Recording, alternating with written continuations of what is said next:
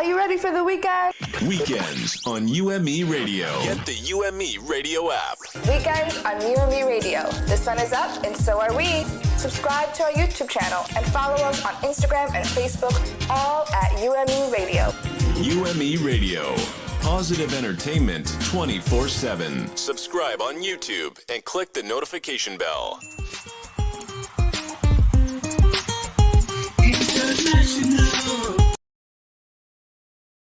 Welcome to Entertainment Now on UME Radio, WUME-DB New York. This show takes you beyond the music, dance, box office and thrills, for deeper and more meaningful insights into the minds and hearts of the players. We share stories about pop culture, celebrities, and everything entertainment, but with education and empowerment in mind. It's all about positive entertainment. Here is today's hot topic.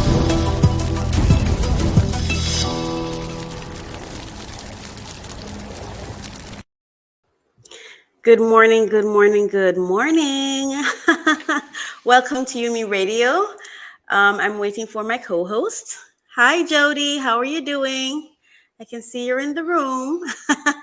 Welcome to UME Radio. This is Entertainment Now. I'm Coach Raquel, and it is my absolute pleasure to be here with you today. With one of my favorite persons who I love. Yes. Good morning. YouTube or whatever you're looking on. How are you, Jody? How's your day? What is it like in your neck of the woods? I'm in Jamaica, Ocherius. Well, I'm in Philadelphia. It's kind of cold. Oh, I like that weather. Are you hearing any feedback from my fan? No. Okay, fantastic. I was hoping you wouldn't. I kind of like put my back towards there. It's a bit warm here. Yeah, I like cold and wet. I like it in between. Now it's spring, so okay. It's weird. The spring is weird. Today it's hot burning up, and in the next 5 minutes, I'm like, it changes, huh? I understand. So today we're going to be getting into some hot topics. Yes. And these are topics I really wanted to talk about. And I think I like having conversations with you. I like where the conversation goes. And I like how we're able to have authentic conversations that represent our own perspectives. And we don't have to agree and we don't have to disagree. We can just have a conversation and that be it. And I really... Yeah, I really like that. So thank you for coming here with me to do this. It's pretty special to me. So yes, so today we're going to be talking about hang on one second, let me check my settings here. Where is it? I'm sorry, I'm trying to fix something where the text does not go over our faces. Yeah, there we go. There we go. That's better. Okay. So I wanted to talk about these two topics and just share perspectives on them. And the first one is Viola Davis and how she has been perceived by her own community. And also the whole kiss with Zaya, Wade, and her boyfriend. But before I do that, let me just share with persons what's coming up on the show today. So first we have Entertainment Now, which is what's happening right now. And we're going to be, like I said, we're going to be talking about these topics, these stories that went viral. And then we have Sister Georgie coming up with Bible stories for children. And then the Excel Kids game where Auntie Jody will also be there as well. And today the feature is going to be on Jacob and Esau. And before I go along, I just want to share the screen with the game information. So persons can go ahead and take the information down from now so that by the time the game starts, you have it. So it's joinmyquiz.com. That's the link that you go to. And then you enter the code 356550. This game starts at 9:30. So we're just giving you the information ahead of time to make sure that you get in. So it's joinmyquiz.com, and the code is 356550. 550. Now let's get back to our story. And after Apostle Faith, Sister Georgie, you're going to be having the Light Within with Jesse, and Jesse is going to be talking about World Book and Copyright Day, because today is World Book and Copyright Day, which is amazing. I'm an author, so that's special to me. So now let's go straight into the story, Jody. So Zaya Wade, and I'm going to read the article or portions of it. The headline for the article, or the title for the article, was Zaya Wade kissing her boyfriend and her parents' acceptance of it isn't their problem, it's yours. And the source of that news is Yahoo News.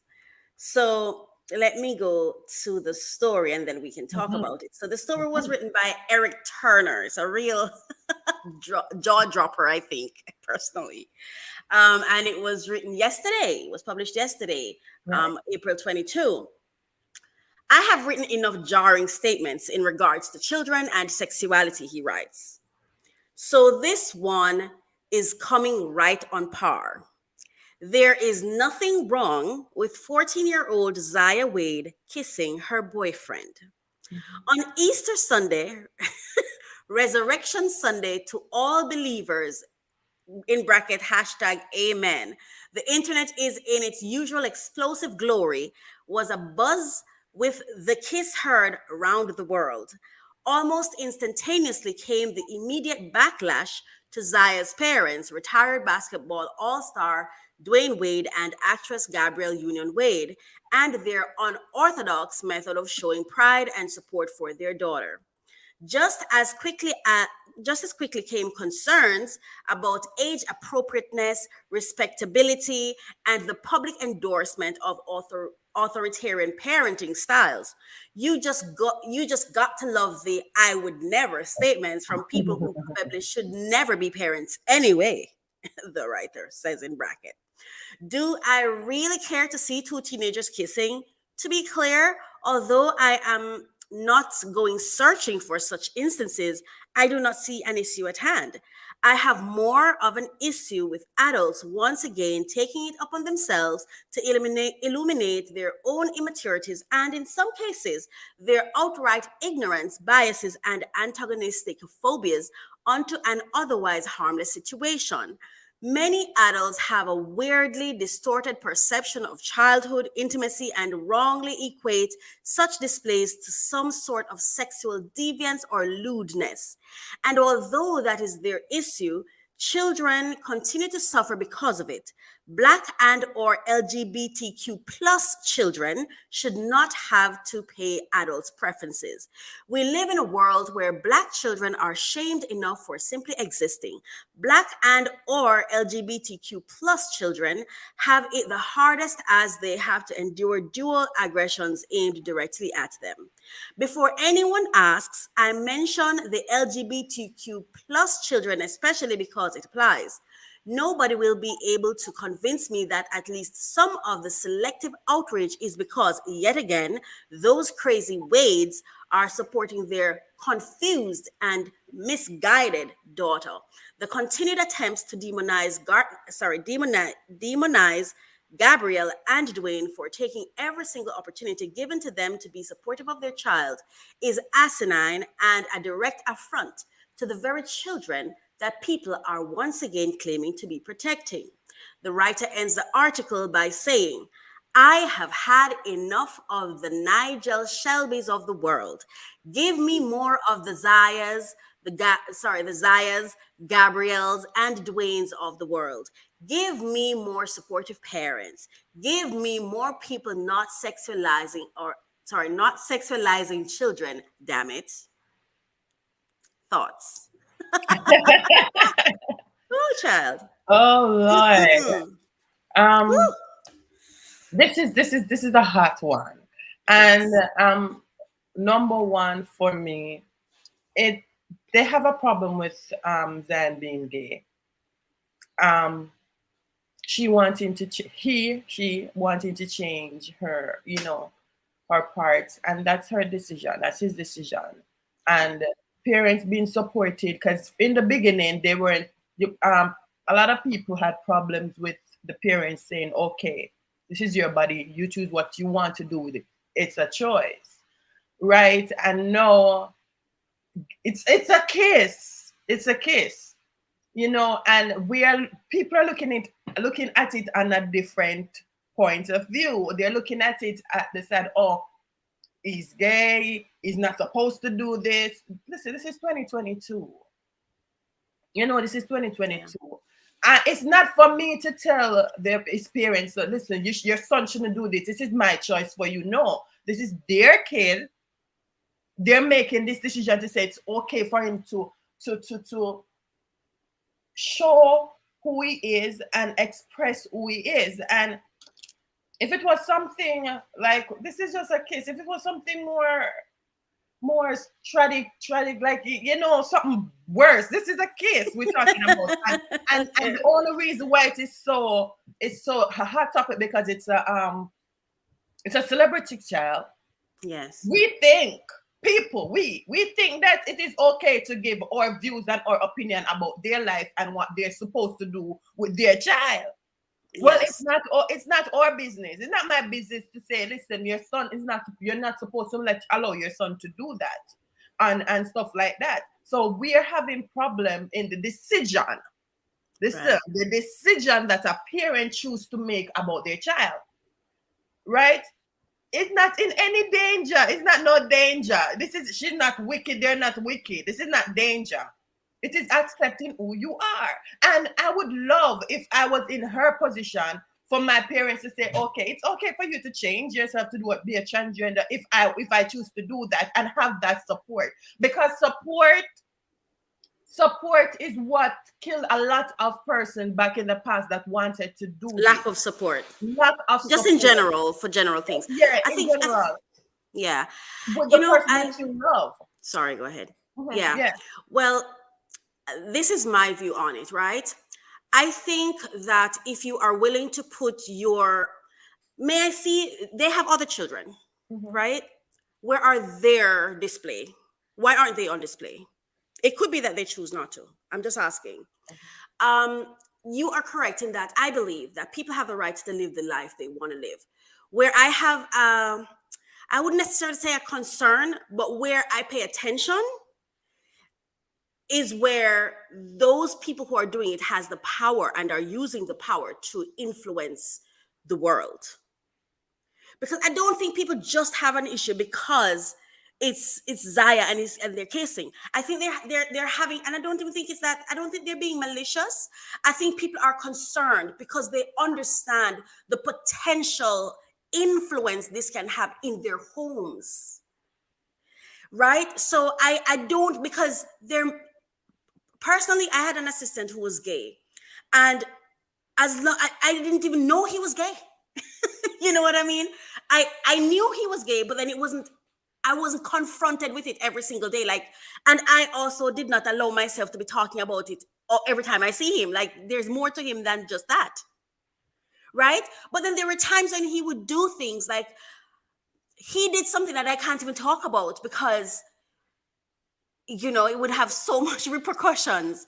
He did something that he talked to me about once, where he came into my space and affected those in my space. And that was when it really hit me like, oh crap, I have allowed something through my door that had an impact on the inside of my home. And so for me, I think what this is telling me is that parents, you can't just let your children go online or even on television. You have to actively parent your child. And these celebrities that we put on pedestals, we've got to take them off those pedestals. Because you are correct. They have the right to do what they want to do.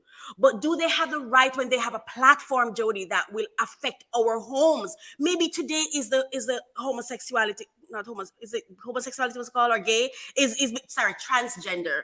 Maybe today that's what it is. But what if it was a sociopath and they were putting it on air that this person has a gun to somebody's head? We wouldn't be so happy with it.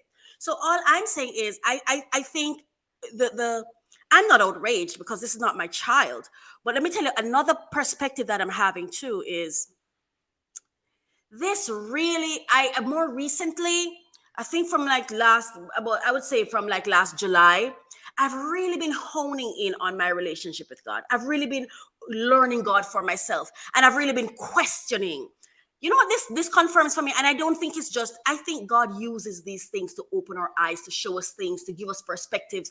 He's speaking.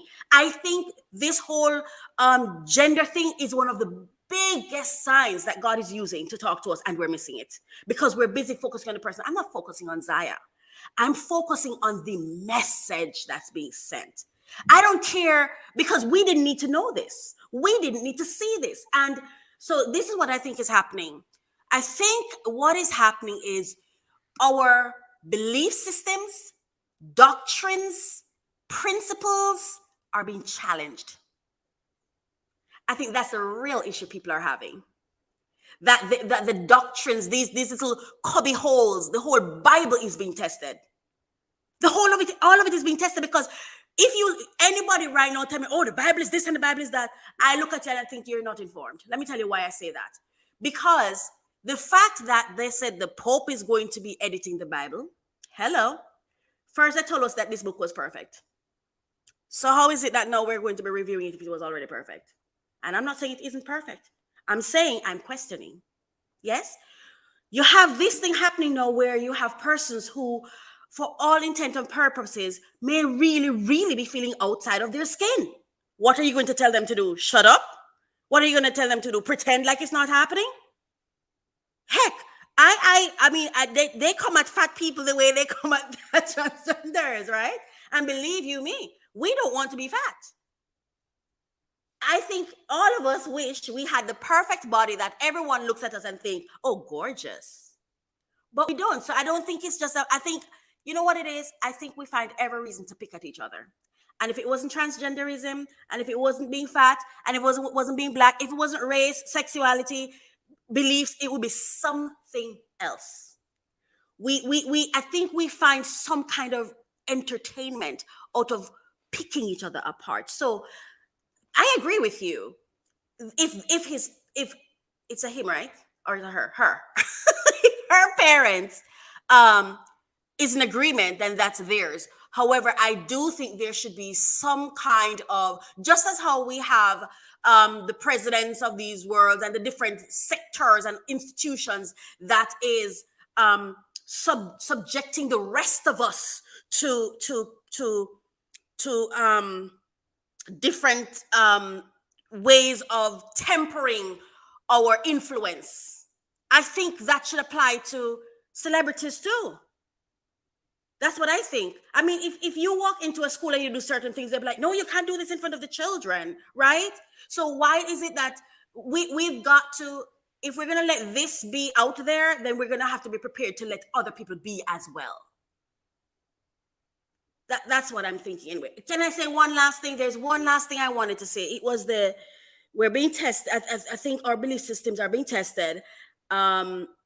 The questioning, and there was one thing, but there was one more thing I wanted to say. Oh, yes. I'm going to hold what I'm going to say because I know you wanted to say something. Go ahead. Jessie said I agree with you both. Go ahead. One of the things, I think everybody should experience being in America, because it changes your concept of how you see things or you view living in a Caribbean country. Let me say this. I know why I'm saying this. I'll be on the bus, and they're on the bus, the sitting in each other lap. It's like it becomes, it's in Kingston. It becomes so like it's you like, become used to it, sensory adaptation. Right. So when I see this on my scale, it's like, oh, it's normal. Yeah, but it's the choice to choose. Yes. And it is for a person, individual, to speak to their child, for them to make to know what's going on, because it's at school. Even if it's everywhere, it's in the movie, it's everywhere. And can I tell you something? It's not just in America. Exactly. I lived in Kingston for a long time, and let me tell you something. Like I said, my assistant was gay, and he had gay. Like it's what you said. When you said about the America thing, this is what I agree with. Yeah, and it's funny. You said something this morning that I said yesterday. Oh my gosh, what was the first thing you said? When you said it, I was like I said the same thing. Oh my gosh, I don't remember when you started just now. You said something, but I don't remember. You said when you said I've lived in America. You know, it was yesterday. I was sitting down as the voice in my head, and me and we were having a conversation, and it's like, you know, I wish I could, because I travel, and it's traveling that made me realize that I need to question everything, because I felt very trapped in my life when I was younger, and travel is what saved my life. So it's not even just America, but travel to other places in the world too. And you find that, you see, this was what came to my mind. Like, I wish I could capture pictures of America, bring it to the Caribbean islands, share it with persons so they can get out of the whole fantasy of what they think America is. Yeah. And the reason my mind went there was not necessarily because of sexuality, but was because of the crime, you know, because I was watching this thing on the gangs in the Bronx and things like that. And when I sometimes listen to Jamaicans who are there, who make statements like, I would never live in Jamaica. Oh my God, it's so crime riddled and blah, blah, blah. And I just sit there and I'm like, wow, you're not traveled, are you? You know, because it clearly says, but so I think it's more, you have a point, it's traveling. And I think people who live in America should travel too, because a lot of the things that are accepted in America is not accepted anywhere else. And a lot of the things that are happening in America is not happening everywhere else. So America is not the what should I say, the sample by which we should live. But I think it goes back to, we have to decide for ourselves. I think what the greatest challenge of today is self-challenge. Are you self-leading? Because for too long we've been depending on other people to carry us, and when they don't carry us on the journeys we expect them to, we get disappointed. Who made Gabrielle and Dwayne Wade model parents? Who did? I don't think they came out and say, hey, follow me. So why are we allowing them to dictate what happens in our families? And it's not just them. I'm just using them as an example, because when people, but I also think people have the right to express themselves. I think people just expressing themselves because it's on social media, it's public news. It's heck, this is the viral story. People are talking about it. But the third thing I wanted to say, and I'm gonna stop. The third thing I wanted to say is, you see, this is influencing children, and thank God I don't have a child, and the reason I don't have a child is because I felt too scared to bring a child into this world, because my fear was, what if my child goes through what I went through? What if I die and they went through what I went through? That would be too much for me. I wouldn't want to bring someone into that without them having a choice, right? That's why I don't have children. So I'm more interested in fostering and adopting, for me personally, right? But there's a message being sent here that I think is a little bit hypocritical, but it's an undertone hypocrisy where we're not really saying it. And I think we're not saying it because people are afraid. I am afraid, because it's like you don't have a voice anymore. You know what I mean? But Zaya is supposedly born with a penis. Zaya supposedly became a transgender, by choosing to be a girl. Now Zaya is dating someone who was supposedly born with a vagina. Now that person has now become a transgender, supposedly because they now see themselves as a boy. And so what the real conversation is to me, is that we're sitting here doing the same thing I feel they did to us with this Jesus Christ, where they put this white man on a pedestal and then got us to buy into it, and then tell us now that this is the premium standard that you now need to live up to, right? When nobody else is living up to it. And the entire world system has been built around it, with the white man being quote unquote seen as the premier human. Yes? Now, this is what I'm seeing here. They're putting a heterosexual relationship in our faces again. You see, they put truth in your face and then tell it's not what it is. They're putting together a heterosexual relationship in front of you and telling you that it's not. You see, so they tell you the truth. They tell you the truth. And then they tell you that's what you're seeing is not what you're seeing. Zaya is a heterosexual, if this is true. How do we deal with this? How do we deal with these? How do an individual deal with these changes? Because these are changes. Yes. And in the next century, it's going to be another change. Love, It's no God. so much Sorry. change, because right now I have a friend who's dating a trans person, and is in the relationship. They Yes. found out, but the person found out how to deal with this. And just like you say, they have this person was born as a female, and the other person was born as a male. This one said, "Okay, I don't like this organ. Let us switch." Is that the understand? Let us switch. I don't Can I like. tell you something, Jody? Let me tell you what I think is actually happening here. I don't think it's a matter of people being confused about their sexuality. I don't think that's what's happening here. I've always known it since I heard about this whole gay thing, because I worked in sexual and reproductive health, right? Let me tell you what it is. It goes right back to that white man that they told us about. The world tried to change what God did, and now we are having to deal with it, and we're confused. I don't think Zaya was confused at all. I don't, because when I look, I'm just using Zaya as an example. When I look at the story, what I'm hearing and seeing is someone who wants to dress and present themselves a certain way, but society does not provide a harmonious environment for them to do so. So they have to take this. They had to invent a way in which they could do so safely.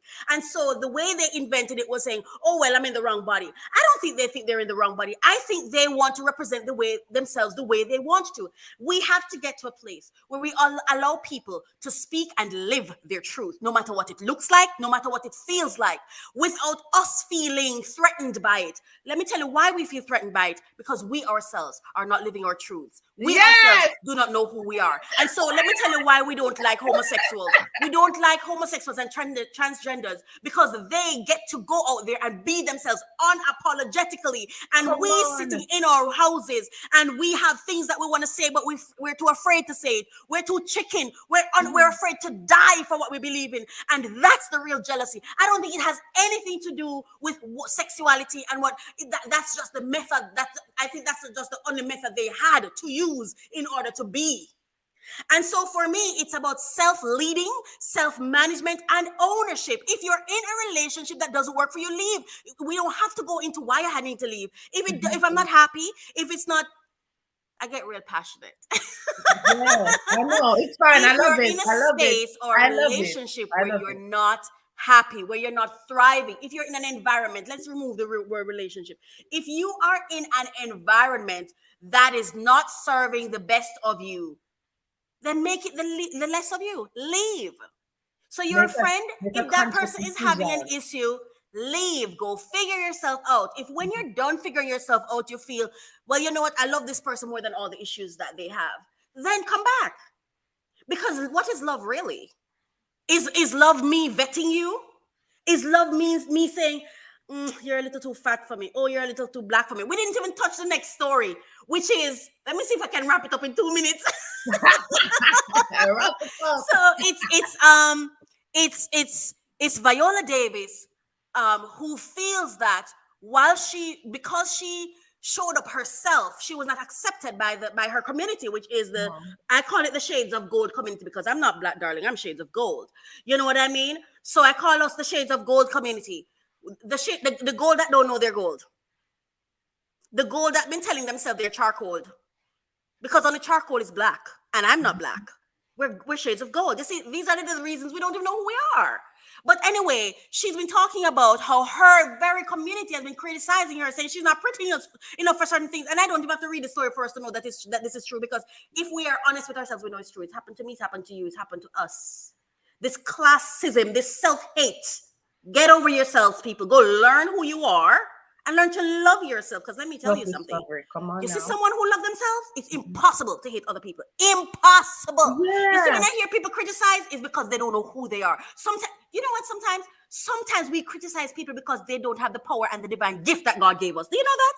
God gave me voluptuous breasts. And I see somebody with a small breast and I'm thinking, I don't even like you because you look the perfect size. Not realizing that the voluptuous breast that I have is a gift. So I should be thankful of it rather than criticizing people. People who criticize other people are people who don't understand the gift that God gave them, because the fact that you see something different in somebody else is because you have a superpower in it and they don't. Give them grace. And that's all I'm going to say for today, because it's now 9 o'clock. I want to quickly go through the comments, because now we're going to go to Bible stories for children. Thank you so much, Jesseline Abel. I agree with you both, she says. I think society. Why do I sound like I'm shouting? Do I sound like I'm shouting? I feel like I'm shouting. I am so full of life, I guess. I think society should be wise of what we put on social media, whether we may be intentional or not. You're correct on that. And I think Gabrielle and Dwayne, I think they're very intentional about what is happening. I don't think they're making mistakes at all. And then we have Apostle Faith that said, interesting segment today. Definitely an eye-opener. As the word of God says, everyone have to work out their own, there we go, own salvation with fear and trembling. I spot on, because the Bible ain't the issue, it's the interpretation thereof. Society is changing, the Bible. Society is changing. The Bible is being fulfilled. There we go. See, interpretation. So we got to know where we stand with the Lord God given. Lord, God gives man free will. So at the end of the day, it's still up to that individual and their belief system. And I believe that God is with everyone. I believe that purpose is so divine. Even if you're not in obedience, God is still using you. Everything. Because we created everything, right? He loves you. I do agree with you, Jesse. Yeah. And then Jesse says, even travel within America, there are so many states and people don't explore. Even our own of the city and in the country, even out of the city and into the country. That's true. People just sit in their little cocoon and think that by just being there, this is the world. And that's not true. It happened to me. I felt trapped. I was suicidal when I was younger, like even 24 and stuff. And I started traveling community to community. Then I started traveling parish to parish. Then I started traveling in countries. And I had to do it for myself because there was no one to do it for me. We've got to learn. It's called learning. We can't just sit where we are and think that just being there is going to do everything we need done. That's crazy. And then when we see other people living their lives, we get jealous, we get upset, and we start having these kinds of feedback on what's happening. Thank you so much, Jody, for joining me today. It was a good show for you. Now, please stay tuned, because up next, we have Bible stories for children. Oh my God, one of the funniest shows. I'm telling you, I absolutely love this show. I love this woman. And I think she's such a trendsetter and is just someone to look out for. So thank you for staying with us. Now on to Bible stories for children. Get around, children. Get around. This is Sister Georgie coming to you from Mississippi, by way of Jamaica, West Indies. How y'all doing today? Oh my God. Isn't God good all the time? Let me fix my hair. Oh, Jesus. Wow. Ooh. I'm feeling good in my spirit, y'all. How y'all doing today? Yes, this is the Georgie reading Bible stories to children.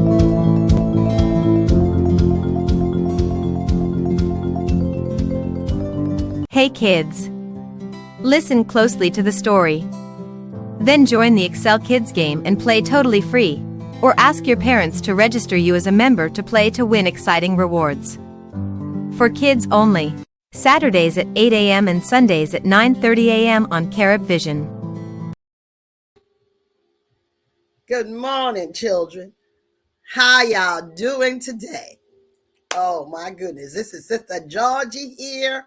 One more time, it's a beautiful Saturday morning. The sun over here is shining. I am so glad to be alive. Are you glad to be alive today? I know you are. Oh my goodness, there's so much things we can do today. Yes.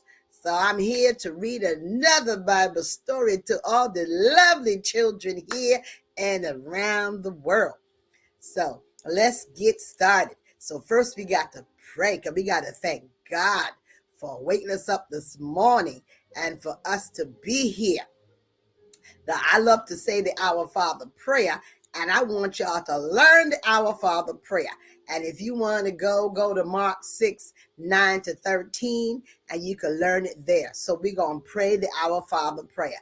Our Father, which art in heaven, hallowed be thy name. Thy kingdom come, thy will be done on earth as it is in heaven. Hallowed be thy name. Oh Lord, Sister Georgie forgot the prayer. Oh Lord of mercy. Let me start again. Forgive Sister Georgie. Oh my goodness.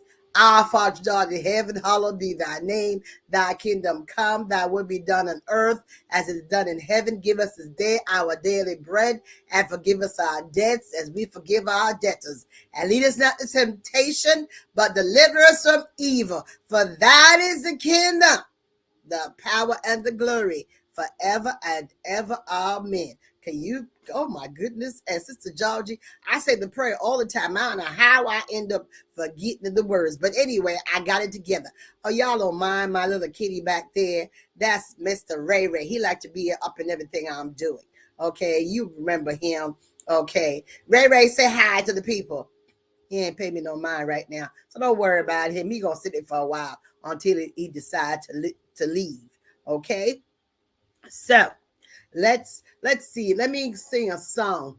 Oh, another song. Jesus loved the little children, all the children of the world, red, yellow, black, and white. They are precious in His sight. Jesus loved the little children of the world. Jesus loved the little children, all the children of the world, red and yellow, black and white. They are precious in His sight. Jesus loved the little children of the world. Know that Jesus loves you, little children. Now we're going to go into the Bible story. And our story today is reading about Jacob and Esau. So let's go into a little recap of the story before I read this one about Jacob and his brother Esau. And that's coming from Genesis 25 and 27. So remember, we're going to play the Excel game after I read the story. So I hope you read the scripture, because the Excel game come from reading the story, the entire chapter, the chapters. Okay, let's do a little story recall. We're in the book of Genesis. Yes, and remember we talked about the creation. God took 6 days to make the world and Adam and Eve, and on the seventh day He rested. God tell Adam and Eve to not eat eat the fruit from the tree of knowledge, and guess what? They disobeyed Him, and because they listened to the serpent, and they ate the fruit. Okay, when they ate the fruit, God found out, and God put them out of the garden. Yes, and He put a sword there to protect the garden, and they will never enter that garden again. And then after that, Adam and Eve, they had children, 2 boys, one named Cain. Cain was work of the ground, and he had another son named Abel, who was the younger one, who took care of the sheep. God loved Abel's sacrifice because he gave God his best, and didn't like Cain's sacrifice because he gave God the leftovers. That wasn't nice. Cain was very jealous of his brother, and he was also very angry of him, and with his rage, he killed his brother. Now that wasn't nice either. So God punished Cain, and after God punished Cain, Cain begged the Lord pardon, and God protected him after that, because when he did that, he became a fugitive. So anybody saw him, could have killed him. But Cain said, you know what, God, my punishment is so terrible, so I don't have a chance. So God relented, and God protected him. After that, Eve had another son named Seth, and Seth had a son named Enos. And it said when he had that son named Enosh, everybody began calling upon the Lord. And after a while, people started to wander away from God. After all that time, they started changing the way they did things. They started doing things, much as what you see here today. People doing their own thing. Nobody ain't caring about God. And this happened again in Noah time. Okay, and Noah was the only one out of all them people that was doing what God says. So this a message here, learning about Noah. Spotted everybody doing their own thing and doing what they want to do and changing their sex and doing whatever it is, just like the segment talked about earlier, people living into their own truths. That's okay. You can live your own truths all you want. But if you know God for yourself and you know what God has truly done for you, and you know God is wonderful, and you know that if you follow his word and follow his teaching and you have that communication with him and you got a relationship with him, it's okay what everybody is doing. All you got to do is pray for them and you continue to live your life, because you know at the end of the day, God gonna bring everything that he has into account. So Noah was the only one that was listening to God and doing what he says. So God realized he was different from everybody else. So he told Noah to build the ark, and Noah was obedient, and Noah built the ark because he told them. He was so angry. Can you believe God get angry? God get angry with a lot of us because we ain't doing what he says. Like we said, everybody doing their own thing. So anyway, he told Noah to build this ark, and Noah did that. And he said, I'm going to destroy this earth with water because people ain't living right. And he told him to bring his family and bring the animals in 2 by 2. Okay, male and female. He brought them in because at the end of the day, they had to multiply again. So after they was in the boat for 40 days and 40 nights, okay, they were there after a while. The rain stopped and the bird went out a couple of times. And the third time he never came back because it was dry land. So they was waiting for them to step out of the ark. So they all left the ark, and God put a symbol of the rainbow that he would not destroy the earth again with water. After the flood, more people was there. Everybody taught the same language. Then decided to build a high tower to heaven. Now, God didn't tell them to do all of that now. They were trying to do that. And they all came with their own selfish desires again, still showing off their skill, trying to think they're better than everybody else. So when God said, so what he started doing, he started confuse their language. Okay. And then he called it the Tower of Babel. Okay, so everybody started talking all kind of stuff. Everybody's talking gibberish. Everybody talking something different from each other. They couldn't understand each other. So everybody scattered all over the place. So you got some people talking Creole, some people talking Chinese, some people talking all kind of strange languages. They talking Yiddish. Okay, so then they travel different places. So everybody scattered everywhere. So you got all the different places, people talking different language everywhere. Okay, so then God calls Abraham to leave his family and go where he tell him. Now, Abraham, he didn't have no GPS like we got today. When we don't know where we going, we put in our cell phone, we put the address in and we go where we got to go. Abraham got up, he had no clue where he was going. He just believed God and just did what he told him to do. Okay, and then he trust God to lead him, but then he carried his nephew Lot, and that caused the problem. Okay, and then they decided they got a little big for their britches, and then one went east and one went west, and Lot took the best part, and he didn't realize the part he took was a whole lot of chaos going on over there. That was Sodom and Gomorrah, all kind of confusion, and war was breaking out between the kings. Okay, anyway, after a while, Abram had to go save his nephew Lot from all the confusion because they took him captive. Okay, after a while, then the king of Sodom, he wanted to give Abram a gift, and Abram said, no, I don't want none of that, what you all got there, because no, God already condemned your little town, so we ain't going there. Okay, so you keep your little stuff to yourself. All right, thank you so much, but no, thank you. I'm not going to take that from you. Okay, so here it is. And then God made a covenant, an agreement with Abraham. He changed his name to Abraham and his wife named Sarai to Sarah. They were blessed with abundance. Many nations would come from their seed. And sure it was. Abraham had some visitors who gave him a promise that they would have a son by next year, but Sarah overheard, and she kind of laughed, saying, now I'm old to have a baby. Now, you know, ain't nothing too impossible with God. Okay, I don't know why she rather laughed, but she laughed anyway, because she was 99 years old and her husband was 100 years old. So she was like thinking, oh my God, how this gonna happen? Then they had the son. God kept his promise, and they had the son named Isaac. Okay, and Oh, that was the only son they had of the seed, because remember, we are the seed of Abraham, Isaac, and Jacob. Okay, so Isaac, the son, then he was going to sacrifice his son because God was testing his faith. And then when he went to sacrifice his son, he was about to do it, and God said, stop. God sent the angel to tell him to stop, because I see now you love me, and you sacrifice the last because you trust what I tell you. So what, at the same time, God provided an animal for the sacrifice. So you see how God knows exactly. So he was testing Abraham's faith. Okay. So when he did that, after a while, they had the children, Isaac. Isaac grew up. Then he had his wife. He found a wife, and her name was Rebecca. Went to the kindred to send the servant to the kindred to get a wife for his son, and that was Rebecca. And then that Rebecca, then they had, now we get to the story, and we got Jacob and Esau. They had the two children. Okay, now let's read on. It says here, Jacob and Esau, Genesis 25 and 27. Now Isaac was 40 years old when he took Rebekah to be his wife. And Isaac prayed to the Lord because she was barren. When he said she was barren, she couldn't have no kids.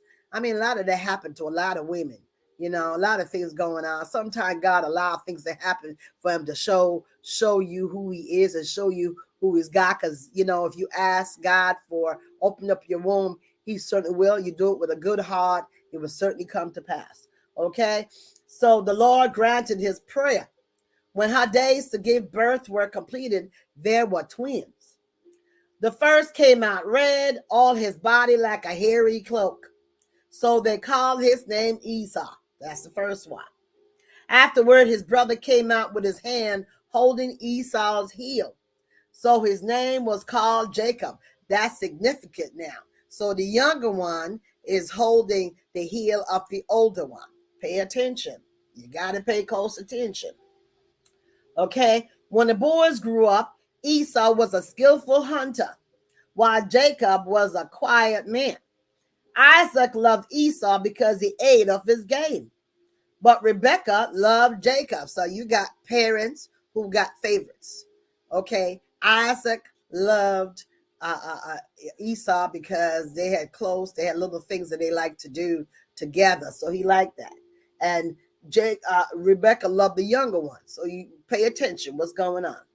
Once when Jacob was cooking stew, Esau came in from the field and he was very tired. Esau said, "Let me eat some stew." Jacob said, "Sell me your birthright." So Esau sold his birthright to Jacob.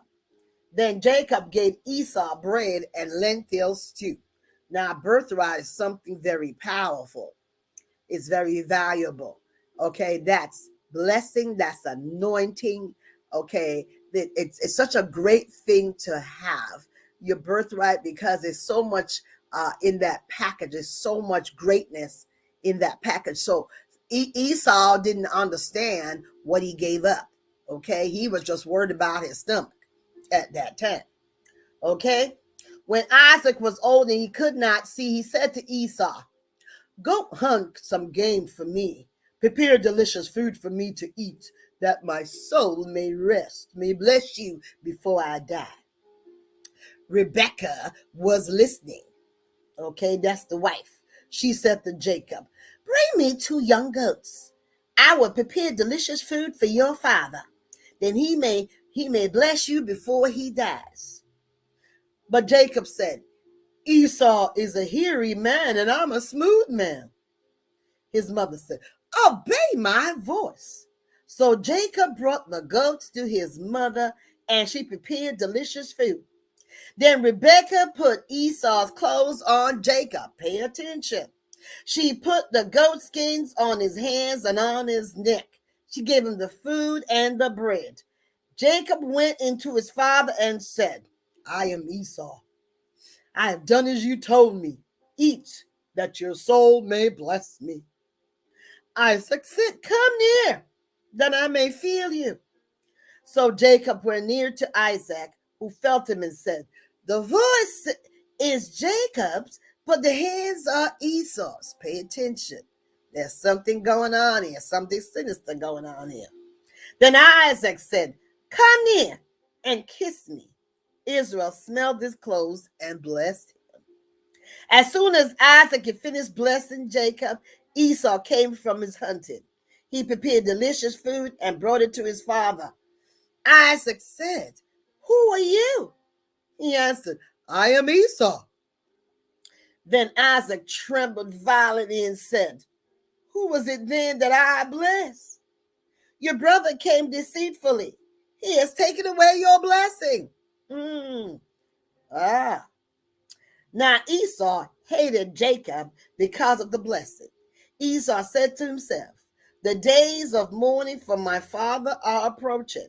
Then I will kill my brother Jacob. Does it sound interesting what happened before? Remember with Cain and Abel?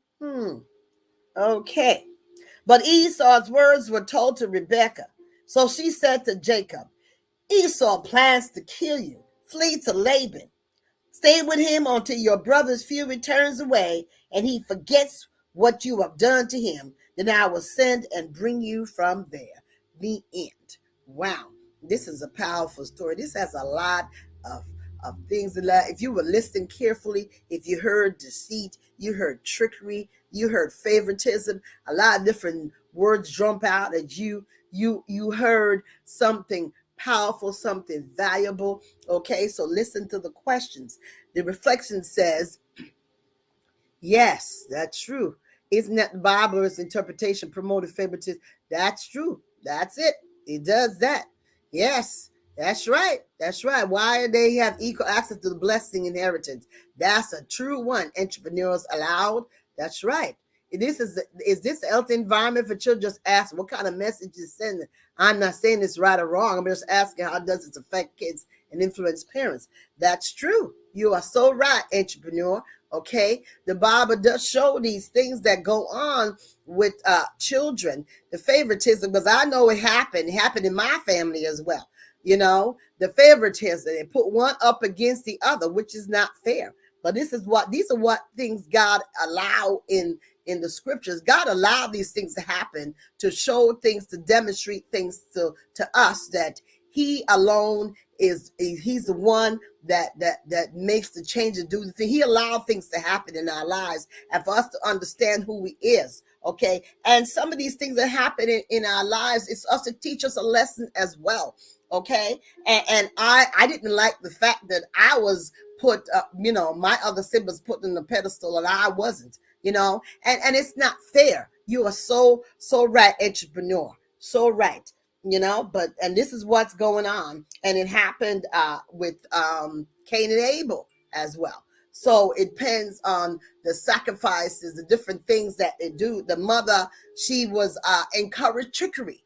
Okay. And that wasn't fair either, not to any of the children, So this is a message here, which is not even a good message, but it's what's going on. But we're going to see how God brings this out, how God makes all these things work it's so interesting the way God does things, So here's the question.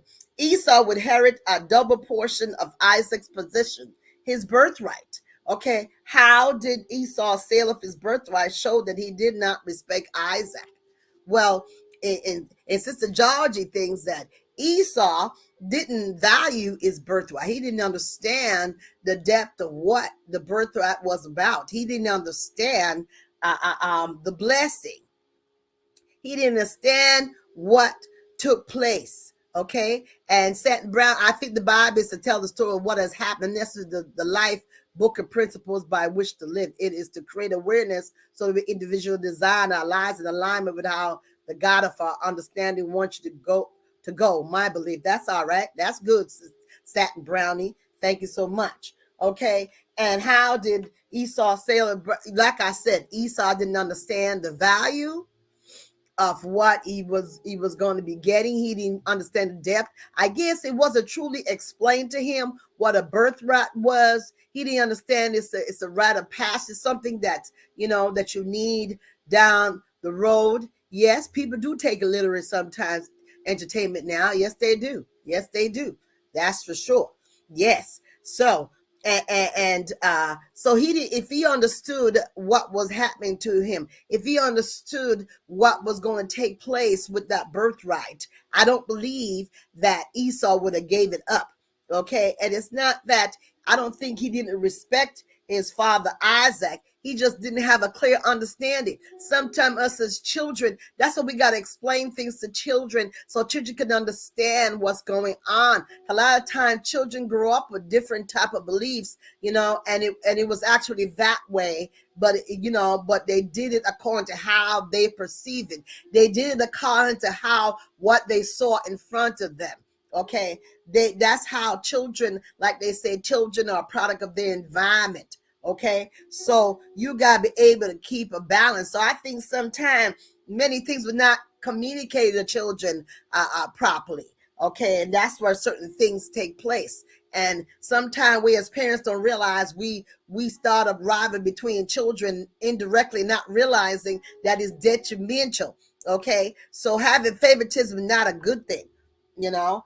But one was more connected to the father. I guess it did more things together. So what it shows is Isaac and Jacob didn't have that connection. But if you remember when the twins were born, remember Jacob was holding on to the heels of Esau. So that was significant because he was going to be the head and Esau was going to be the tail. So it was going to be flipped. So even if Esau was the oldest, Jacob was going to be the top. So that was significant. That's why I said pay attention to that. Okay, so then it says Rebecca helped Jacob receive a special blessing. Did Rebecca's plans work out? It did to a certain extent, but what she did was wrong.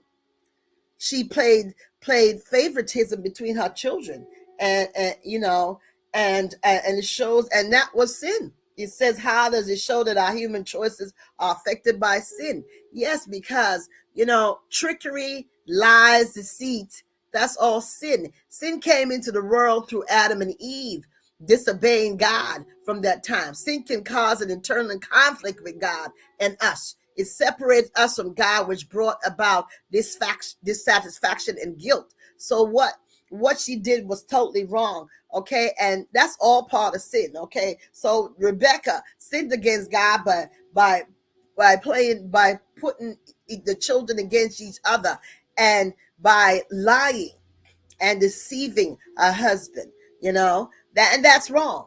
Okay, and let's go to the third one. It said Jacob didn't deserve the inheritance of the blessing, but he received them anyway. In what ways is this like the gift of faith in Jesus that you have received? Well, the gift of Jesus for me is I just, it's of great value. Is that the fact that he died for me? He saw I was in sin and he died for me. He loved me so much. Okay, so receiving him in my heart and it's more valuable. Okay, his love is everlasting for me, you know. So I have faith in him. I love him and I want to live for him. And in spite of everything that's going on, in spite of how you know, a lot of things happened to me. I was a child that nobody really paid me no mind, you know, but Jesus helped me to get where I am. So in spite of how you may go through changes in your life and you may feel that you are not listened to, nobody pays attention to you and nobody cares much about you, but remember, Jesus cares about you.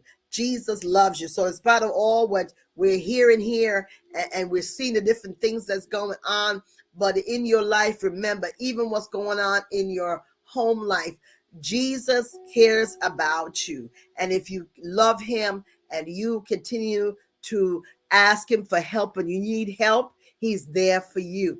Okay, so this is the end of the story. Hope you enjoyed the story today about Jacob and Esau. And we're going to play the Bible game. And next week is Jacob's dream. And that's from Genesis 27 to 28. So I give you read that scripture next week, Genesis 27 and 28, Jacob's dream. That's what we talk about next. So now we're going to go into the Excel game. We're going to join joinmyquiz.com. Okay. And here joining us is Auntie Jody. Hey, Auntie Jody, how you doing? Good morning. Good Yo, morning. glad to see you. You enjoy that story. It was a little strange, that little story. It wasn't a little strange. Yeah, and sometimes, as you said before, the parents has to explain to the kids, Yes. and sometimes we don't know the value of what we really have, and That's just give it right. away, That's right. we don't know the value, and these are brothers. Oh, you do this for me, I'll give you this. It wasn't nothing serious, I believe. Yeah. It was just like, okay, that's fine, but it wasn't serious, but he took it serious, so Yes, that's as well. yes. Thank you, Auntie Jody. You're welcome. Thank you. Yes, so we're gonna play the game now. Yes. The rules of the game is and how it works. Only registered players can win. Anybody can play the game. Okay, and you can only registered players can win rewards. There are no guarantees that your child will win the game. How it works is week 1, every player must be registered to participate. Only player with points will move to the semifinal. Week 2, only players with points will move on to the finals. Week 1 and week 2 points will be added together. Week 3 is finals. The person with the most I don't see what else is here. Okay. And, I don't see the rest of it here, but the person finals will win. Okay. So Sister Auntie Jody, you want to talk about the game? Okay, so as the auntie said, week 1, every player must register. Okay, every player must register if you want to win. Only if you want to win, but anyone can play. All right, so get that clear. You can play even if you don't register. All right. So week 1, when you play, those scores will go onto the semifinal. Yes. All right. That will go over to the semifinal, and then week 2, with week 1 and week 2 scores, those will go on to the finals. All right, guys. So the 2 points will gather together, and then is week 3 is the final. And the person with the highest score will win what? The reward. What is the reward? Yes. The reward. And those winners will be featured on this show. Okay? They will be featured on this show where they will receive their reward. All right, so it's really excited. It's really excited. And also the second place and the third place winner will also receive a prize. All right, so that's just it. It's very easy. Yes, and people like Amazon, they like to shop at Amazon. Oh my goodness, we got gift cards, and different things. So this, and we just in the sample, we're just playing the game for fun right now. The real game starts in May, because May is Kids Month. So hey, we're gonna have a great time. Okay, so everybody get your phones out. So remember, y'all got to read the scriptures for you to learn, for y'all to get the answers. Okay, so when I give you the scriptures, go there and read them. So when you, because everybody have a different question on their phone. Okay, so let's go ahead and joinmyquiz.com. You go to excelproject.com/register. All right, go there to register for this great Excel quiz game. And we're going to go to joinmyquiz.com, and the code is 356550. Okay, let's start. Okay, 356550. Okay. All right. You ready to go? We're going to hit start.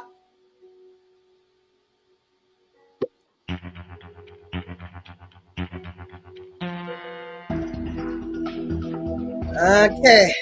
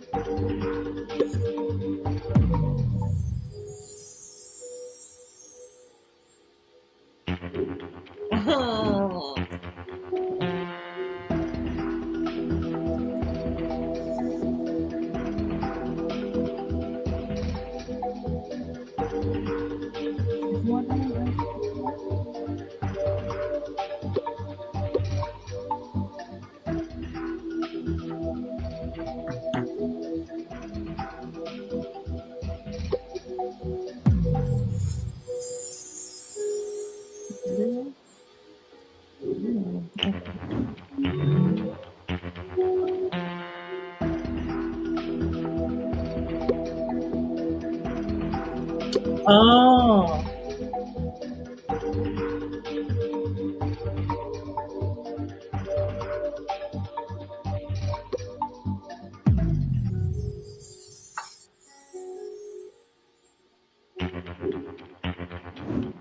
Hey, we're having fun here. Oh my goodness. That's why children gotta read the chapters, read the Bible.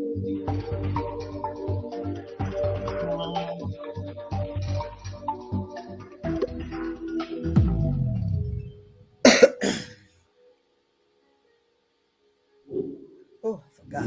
Oh, I made a mistake on one of them. Oh, Jesus. So the George made a mistake on one of the questions. Who got everything? No. Made a mistake on one of the questions. I didn't get no power up.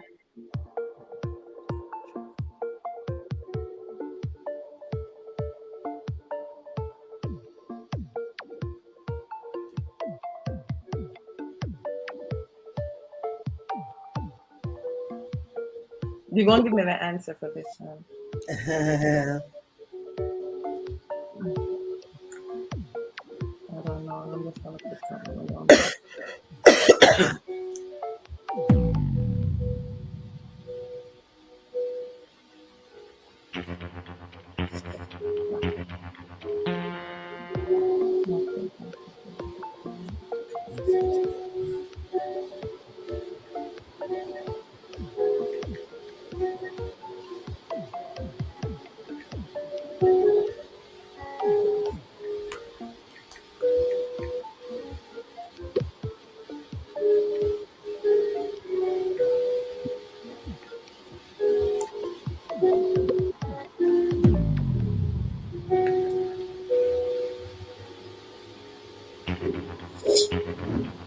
How you doing, Aunt Jody?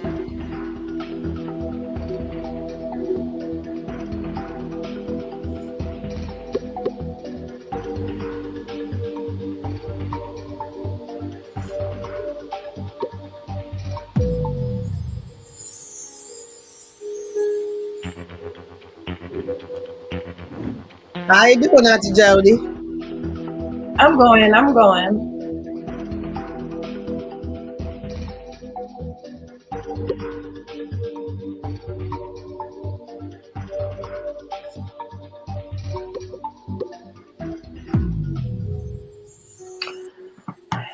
I'm done crying. Yeah.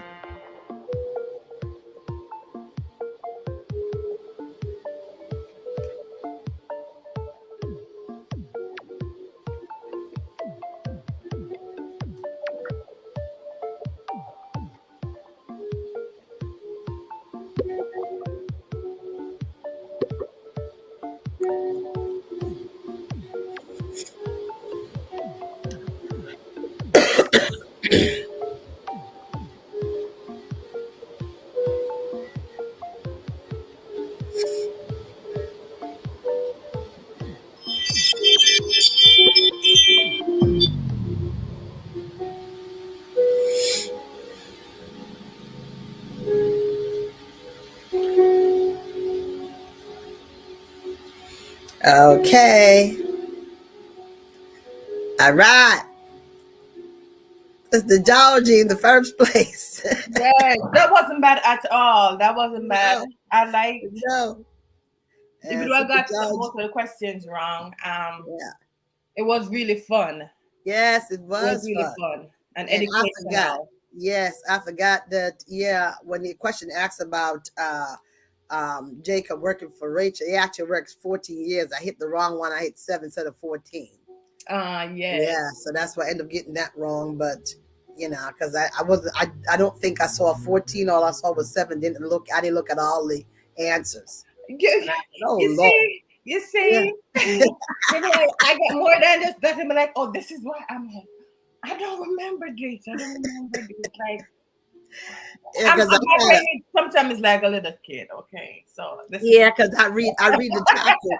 I read the chapters. So you read the chapters, you kind of understand. Because I realize this thing is not it, even though you read from the story itself, but it's still reading the chapters. Right. So you read the chapters every week. you know, and that's where you get all the information from. Because some of the stuff that I read in the story right now wasn't in the questions. What's the story on next week? But I did say it. I did say it. I say it again. I put it out there again. Okay, it's on. I gotta go back to the page and talk about this week in Jacob Esau, next week in Jacob's dream. So it's next week the Jacob's dream 27 to 28. Okay, so Genesis 27 to 28. So you read Genesis, read the whole chapter. Okay, read those 2 chapters. They will talk about Jacob's dream is where it's going to come from, the topic. So it's focusing on the dream and what he had and the significance of the dream.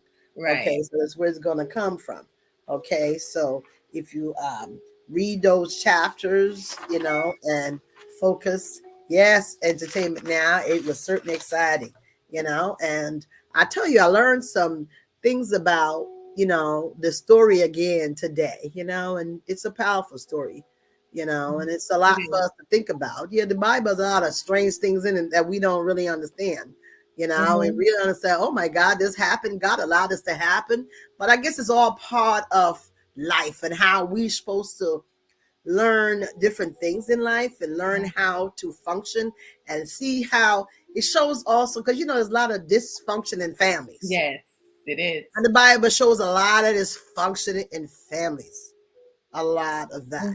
And it also shows also why parents make certain decisions. And yes, you may say, oh, the mother probably liked this one more, or the father, but you know, there are reasons, you know, and I had to learn that.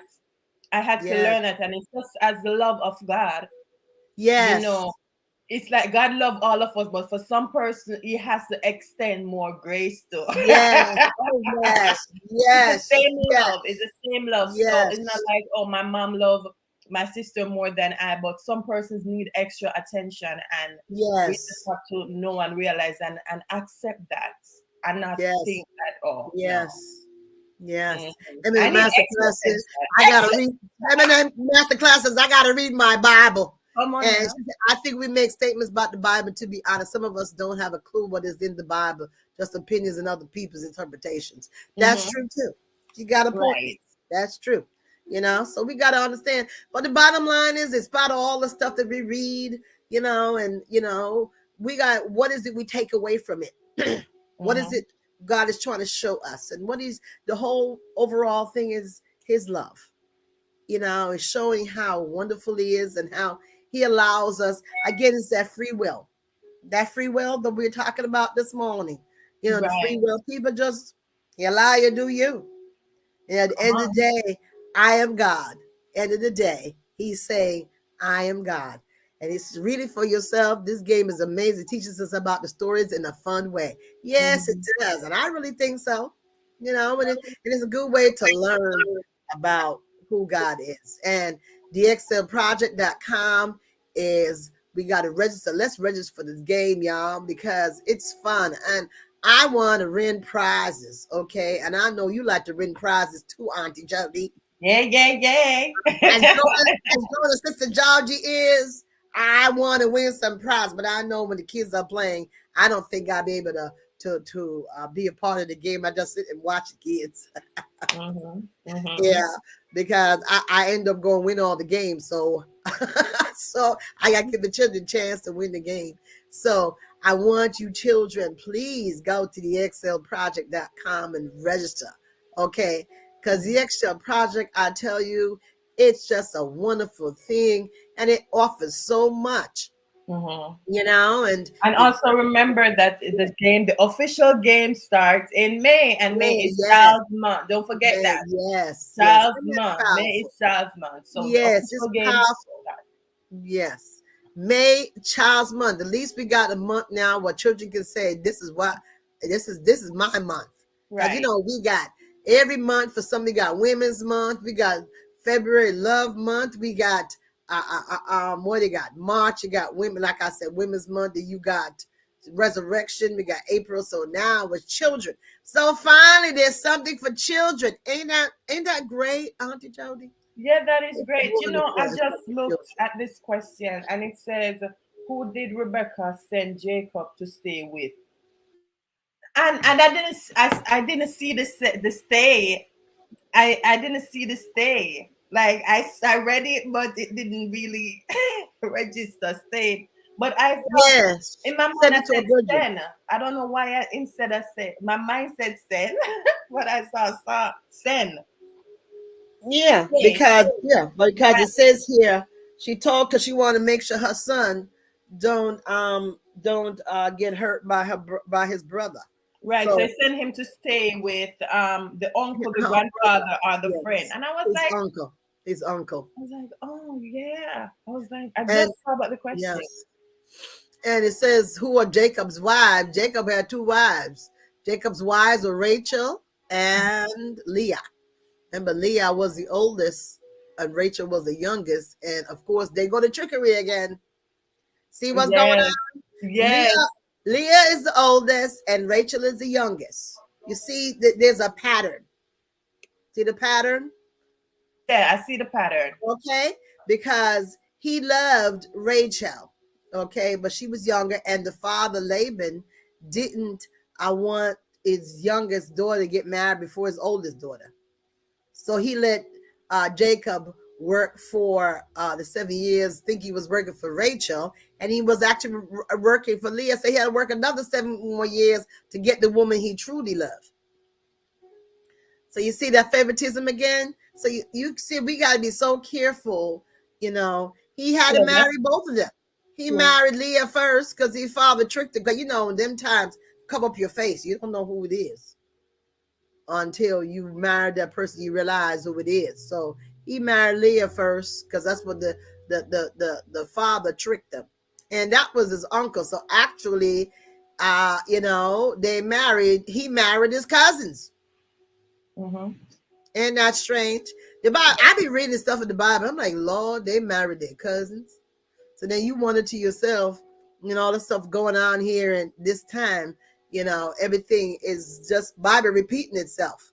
You know what I mean? But then after Jesus came, we on the grace, everything changed. Okay. Yeah, I know he married his two cousins because Laban was his uncle.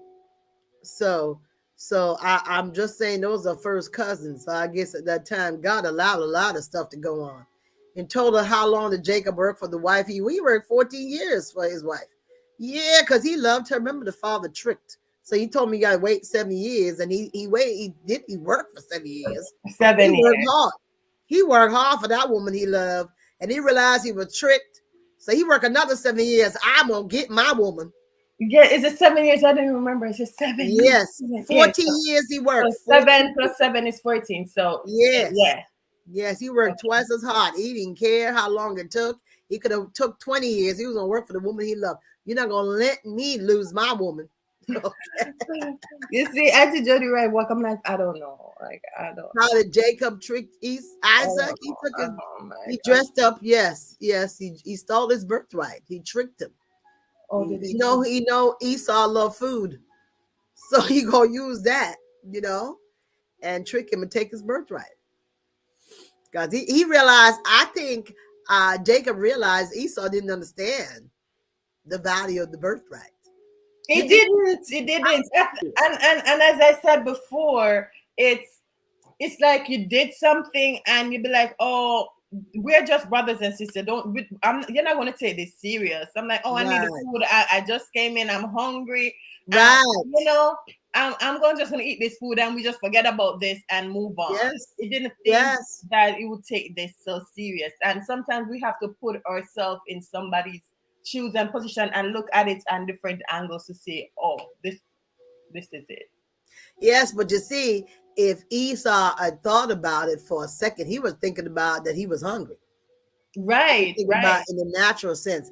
But he didn't, like I said, if he understood the value, like we talked about earlier, when parents communicate with children and explain to them things, explain things to them. And parents, we got to be the examples for our children. We can't be playing one against the other. Because once you do that, you're setting a precedence for things to take place down the road. And if Rebecca was more caring about her younger son, she should explain to Esau why. And Isaac, you explain to Jacob why he think Esau was more to him. You know what I mean? There's supposed to be some open communication, but of course, a lot of times parents don't communicate things, and children walk away with misunderstandings, and they grow up with a lot of thoughts in their processes that my mother don't love me, or my daddy don't love me, or I don't feel I'm worthy enough. So they grow up with, and that's also put it in a child low self-esteem. Right. And that's That where is true. that's where it's gonna And go. I've experienced Yes. that as well. Yes. Yeah. You know, and that is not a healthy thing to have your child growing up feeling that they're not good enough. And sometimes sometimes they don't talk about it, and they keep all this information. Yes. And they Yes. keep all the information in. Yes. And some kids are very blunt, you know, they will tell Yes. you what it is. Like they will tell you. They will I have Yes, they will. two nephews and a niece, and Yes. Nathan will let you know straight up. Samuel is gonna be Is it the all youngest right, one? auntie. Is it the youngest one? Yeah, no, Nathan is the second. Okay. Nathan is the second, but Samuel is humble, and Samuel will not. Samuel understand. You just tell him something, and he say, "Okay, auntie, I understand." Nathan is not. Nathan is asking questions. He wants like, why I cannot have it my way? Why I can't do it my way? I want it my way. And it's a good thing. That's a good thing. That's why you got, when children are like that, they're intuitive, and it's a way for parents to open up and not be so closed-minded to answer their questions, because it's important for them to ask questions. You want them to ask questions so they have understanding as they're growing.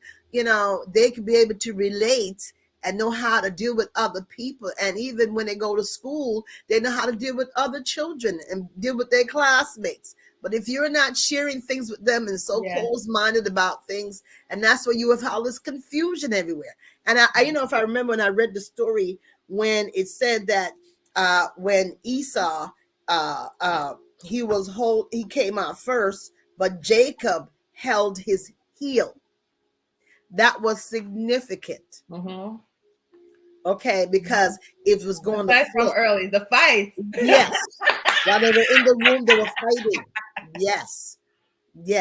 And one came out first. And if you follow, as I read the book of Genesis, you're going to see the significance, how the younger is always on top of the older. That's me. I'm the second for my mom. And my sister, I used to rule her. I used to tell her what to do. I beat her up. Oh, Jesus. When I was smaller. But right now, that's my heart. My sister is my heart. Like, she is my heart. Wow. But that is true. The second is the fighter. Want everything. It's me. Because you're the second. Yes. But I think too is a lot. Yes, but I think too is, Auntie Jody, one of the things too is the oldest one don't have anybody to pattern from. The youngest one has all of it. Okay, so they learned from the oldest one. So that's why it's kind of, a little different, where the younger one get more, out there than the oldest, and that's interesting, and like I said, the first one don't really get much, because the parents, you see, you're the oldest to your parent, and they're not really teaching you things. They're not communicating with you. Guys, you're hearing the noise in my background. Huh? Not here. You hear the noise in the background? I did. Yeah. So the workers are here. Okay. All right. Okay. So we want to wrap up the segment. It's so great to have Auntie Jody. Thank God for you, Auntie Jody. And thank God for all y'all. We played the game. We had some fun. I hope you learned some things, what we're saying. Okay. And know that with all the stuff was going on and all the stuff that we understand, Jesus is the ultimate, made the ultimate sacrifice for us, and we're under grace. And because we live according to what Jesus came to change the world and to be the antidote for sin. So I'm thankful that everybody joined in with Sister Jody, with Sister Auntie Jody today, and Sister Georgie. And we'll see you next week. And don't forget to read the story. And it's about Jacob's dream. And it's Genesis 27 to 28 when we play the Excel game. So I want to see you next time and know that I love you and Jesus loves you more. Okay? Have a great and wonderful day. Goodbye. Through God's eyes. Affirmation. I am a masterpiece. I am whole. I am capable. I am smart. I am purpose-driven. I am loving. I am wealthy. I am kind. I am honest. I am chosen by God for an appointed time and purpose. I am a child of the universe. I have the mind of God. I am worthy.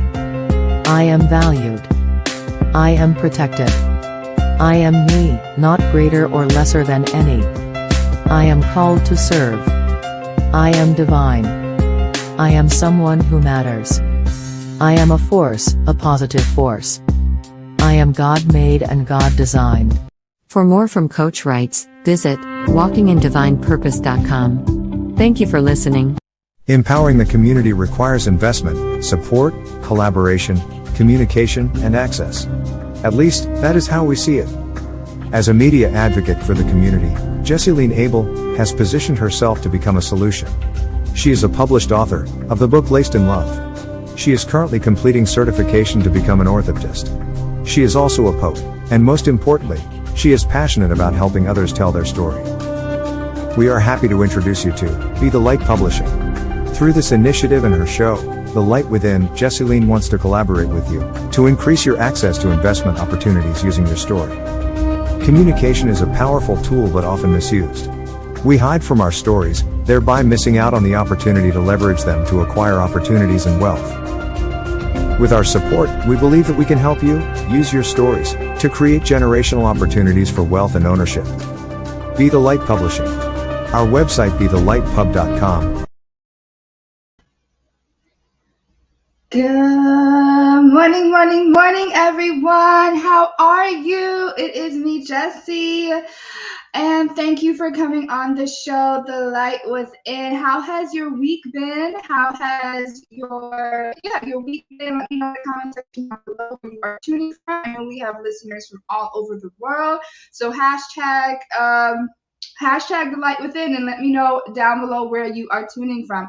Thank you so much for joining us today as we aim to become the change, the solution, the advocate for empowerment in our community. We want to say a thank you to all of our community leaders, supporters, and those who go above and beyond to make sure that the marginalized, the underdogs, and the less fortunate are not forgotten and neglected. Thank you so much again for coming on our show today. And today, we're talking about, I'm going to do a breakdown. So we're going to go into Jesse's lessons, which may be a twister for us today. We'll see how it goes. And then our community feature and community notice board kind of go hand in hand because we are going to be talking about World Book Day and World Copyright Day. It is today. And I am an author and I am a published author and a publisher, so we're going to talk all about that. We have Satin Brownie that says hashtag The Light Within. Okay, Satin Brownie, you're tuning in from Jamaica. Okay, I need a vacation.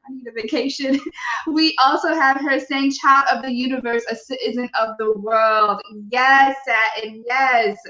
All right, so let me tell you about the life lessons that I learned this week. And it has a title, guy. It has a title, everyone.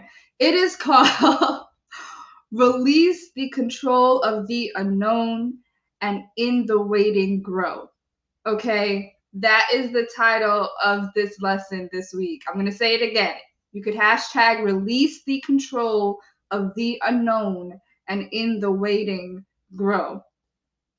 Reason why was this week was powerful, impactful, and a lot of things were shifting. And I had to, yes, hashtag powerful. A lot of things were shifting in a good way and so rapidly. And I was receiving a lot of messages of confirmation from God about my life and about where he wants me to go. And at the same time, I was just like, okay, well, how am I going to do that? What steps am I going to do that? How do you want this to happen? What? Yeah, my bumble's going off already. That, where do you want me to go? Okay, you see me doing this. Okay, what step am I going to take? And then I start in my head, start trying to plan and start trying to figure it out and start trying to make these moves. And I had to realize I am not the one to do that. I had to relearn, and I'm continuing to learn to release my control. I had to let go. And I'm on a journey doing that, because as easy as it sounds, it is very hard to, even though you know the sound of God and you know this is where he wants me to do, and this is where, it is very hard to say, okay, I surrender and I give it all, meaning I give freely the ability to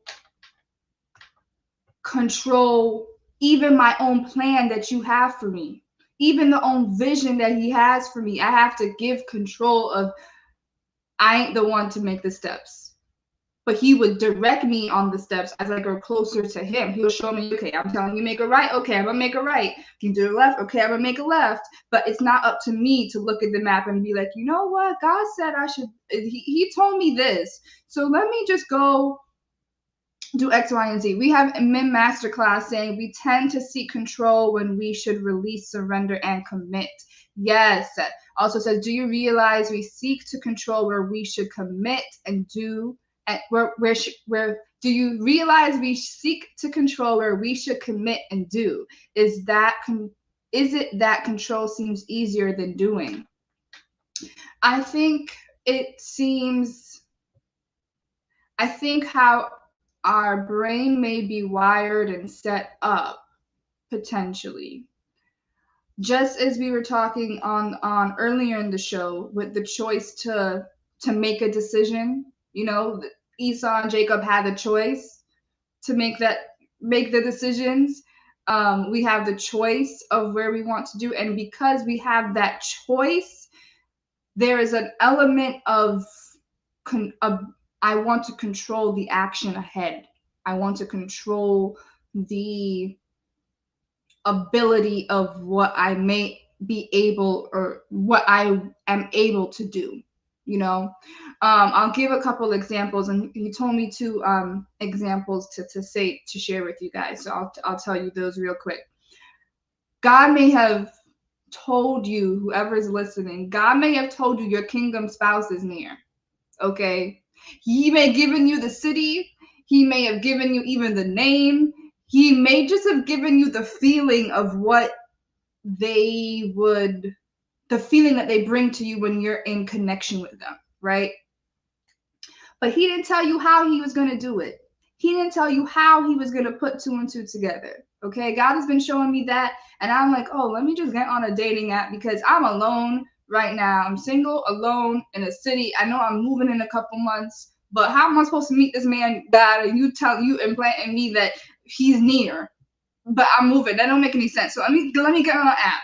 And I got reprimanded, and it was like, no, did I tell you to get on an app? No. Delete them. Delete all of them. I didn't delete them. Did I tell you how? No, I just told you this is the next chapter. In between time, why don't you learn how to grow and to become the wife that I have told you that you are? Because because the man will find the wife. He doesn't find the girlfriend. I made you the wife. In between time, I gave you the vision. Your kingdom spouse is near. Okay. Don't start looking for them. You don't do it. I will direct the path and y'all will eventually meet. But you don't try to humanly do it. In the meantime, humanly come to me and say, okay, God, you said you have this kingdom spouse for me. Why don't you teach me how to be more patient? Teach me how to be more understanding. Teach me to have empathy. Teach me to see, I get angry at this little, teach me to control my anger. Help me manage my time. That's one thing that I learned this week too. Help me to release control and then help me to learn to manage my time, because eventually when I become a wife and I have kids, I'm going to have to learn how to manage my time. We have Satin Brownie that says, we somehow seem to be uneducated about ourselves. We often seek control because we are living our past lives. We move on to what is familiar rather than moving in faith. And in parentheses, faith being trusting God with the unknown. Yes, its title of this is Release the Control of the Unknown, and in the waiting, grow. Powerful. Satin Brownie says, I received that. Phew. Yes, and that was a thing. Masterclass saying God gives us awareness so that we can do the work to prepare for the opportunity He will be providing. Yes, exactly. Speaking of that, he told me to share 2 stories that were in the Bible. Okay, and I'm on a chronological journey of reading it. And the 2 that would happen this week and kind of last week was with Ruth.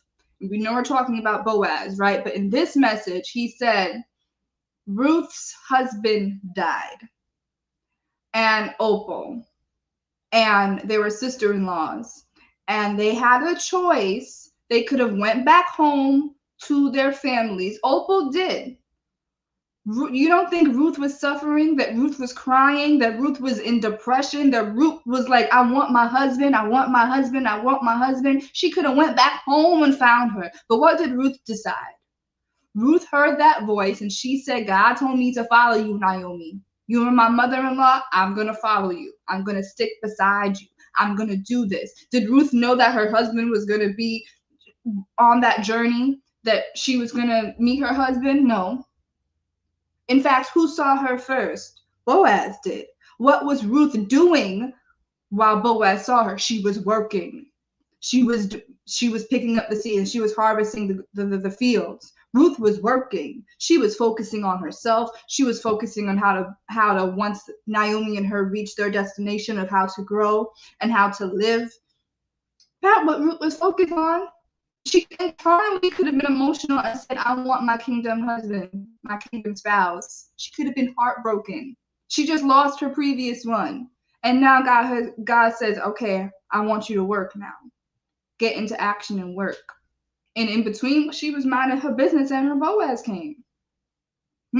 He also told me to say that in Samuel, it's sometimes not that we don't hear our next steps, or we could be given, say if you're given a prophecy, and you could be so excited and you're just like, hold up, did I hear correctly? Did I hear correctly? Yes, you did, because we know, children of God know the sound of the Lord. But sometimes, like Yasmin, sometimes we aren't listening. There's too much noise. Our noise in our own head. If you write down what people may be telling you, and it could be prophetic, because he'll tell you through the vessel. We are just the vessel, but the words that are coming out is the Spirit. But the Spirit ain't going to tell you, okay, I want you to do this, to get to this. It may just be a number. It may just be, I see you being something in the media and listing things out. It may be, I see you being a doctor. It may be, I see you writing or doing some accounting or doing something with business. Could be to open up a business. All of that is how it is, but it's not going to tell you the same exact steps to get there, but it's going to tell you you're on the right track. Now just follow me. Samuel heard the voice of God 3 times. I think 3 or 4. He heard it multiple times. Do you hear me? Do you hear me? Do you hear me? And Eli was like, go back to bed. Shut up. If the voice hears it coming from again, listen to it and say, I surrender. Because Eli knew that was God speaking. Samuel again was young, but he still heard that voice. He was correct. He knew someone was talking to him. We have Satin Brownie that says, and sometimes how we see God isn't how God is. So sometimes God talks to us, and because we disagree with doubt, and then she also says sometimes the way we see God causes us to lose our own on the benefits of God because we don't believe. Yeah, doubt. I had to be challenged to say, I believe this word. Where's the word? I believe this word, right? I believe that it is God, but at the same time, then come and try to ask people that know me and my situation, hey, is it really? Do you agree? I shouldn't have to ask anyone if they agree, if the word is for me, just because they know what's going on in my life, that the word is for me. And if in my spirit I got confirmed and said, this is it, no one else got to know. You don't have to have that. No one else has to know, but I don't have to be filled with doubt. I don't have to be filled with control. I don't have to be filled with wondering who, what, where, when, why, and how. We have Satin that says, one day I had to say to myself, if I believe that voice on that thing that materialized and that pleased me, then I have to believe that voice even when I don't believe or doubt. It's the same voice. Hashtag it's the same voice. If the same voice from someone is telling and you feel it and the two spirits are connecting, it's the same voice. So why are you doubting the voice? If you're doubting one but not the other, but it's the same thing, you can't be. And in the meantime, when you release the control, as you release control of the unknown, God wants us to grow. And that growing part could be 3 months, could be 6 months, could be a year, but exponentially grow and take baby steps. Remember, children, baby steps. He wants us to grow. And what I want to say is he wants us to take baby steps to go forward. Kids don't get up and just say, okay, I quit, right? When you're teaching your kids to read, you don't just start them with reading a whole chapter book. You start them little by little by little by little. A, B, C, D, and eventually they build it up and then they can read. And then they start to learn.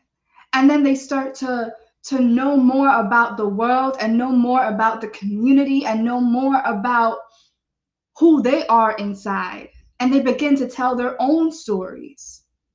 They begin to want to as they grow, their stories change. And with that being said, I want to talk about World Book Day and World Copyright Day. As a publisher, you may or may not be aware, if you're a new listener, that I am the owner of Be the Light Publishing. And here on Be the Light Publishing, we are all about writing, healing, and earning. And right now, the book of the month is my book, Laced in Love. It is a poetry book that delves in the depths of 4 different sections of love. That is love of self, love of life, love of humanity, and love of the spirit.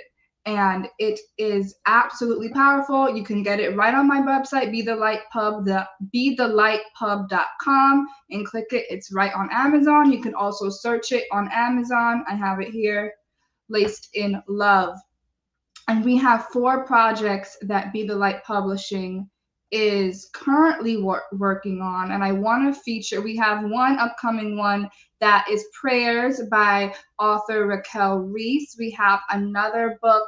This is all coming within 2022. We have a government project that is in work. I should say too much, but we have a government project that is in the works and I am so excited on. We have our other children's book, but it is called Anta Angel by the author Raquel R. Reese. I absolutely love it. And we have one more book that, well, business plan booklet with the company Senatech. And with that being said, I want to give you a little surprise. I want to bring on the author Raquel Reese herself to talk about her upcoming books and her collaboration with Be the Light Publishing. Miss Raquel Reese, how are you today? I can't hear you, girl. I can't hear you. Can you hear me now? There you go. Okay.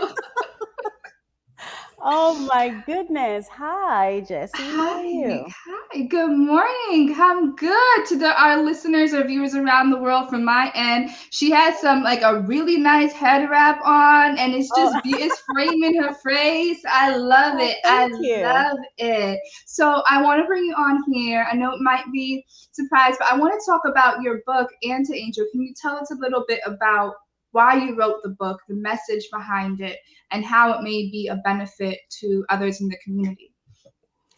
Okay, so that's so funny. Let me tell you why I wrote the book. Okay. It's so interesting. I'm laughing in my head. Sorry. I wrote Ant Angel because I am someone who transforms circumstances into something. I like to make something out of whatever it is that I go through. Mm-hmm. And I was living at this place, and I'm trying to fix my microphone. Can you hear me? It's a problem. I can hear you. Yeah. Okay. Great.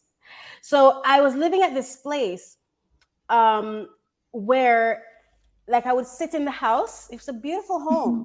But sometimes I'll just be sitting like in the living room or whatever, and then the ants, and then the place would just be taken over by ants, and I couldn't understand. Oh, no. Like, I couldn't understand where they're coming from. Like, they just came, but it wasn't the ones that bite you. It was the little. It was, I think they call it the ants workers. or something. Yeah. Right. It was the ones just all over the place, and I was getting frustrated, and this was back before I realized that I was a coach. But as I even look back at it, I see the coach in me, because I coached myself, and I was like, listen, you can get up every day, you can complain about this, or you can use it. So I used it. It's true. Yeah. And I created a story from it. So that was really why I wrote the story. It was me using what I had to create something that didn't just frustrate me, but transforming that brokenness into something special, transforming that misery into something special, transforming that issue into something that would give me a positive spin on whatever it is that was happening, because I just wouldn't accept my being negative about it. Yeah. Do you feel, I want to kind of bridge that in, do you feel that is why you connected with Be the Light Publishing? Because honestly, you could have went anywhere, right? Okay, why I connected with Be the Light Publishing. Okay.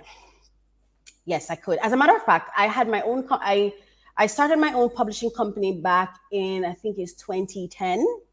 Mm-hmm. I started it because I had so much, God would always, I mean, even now, like, he tells me to write, and I think I write well, but I don't like to write. Okay. Right? It's not your that gift or that innate. I have to be trained to write. I have to be like, I have to have something. I have to be inspired to write. Right? I can't just get up and write something. But there are times when like the voice in my head is like giving me words, and I have to run. And it's kind of why I went to podcasting, because I didn't want to write. So I just thought I could just talk it. I could talk it out. What a voice is telling me to say, I could just say it.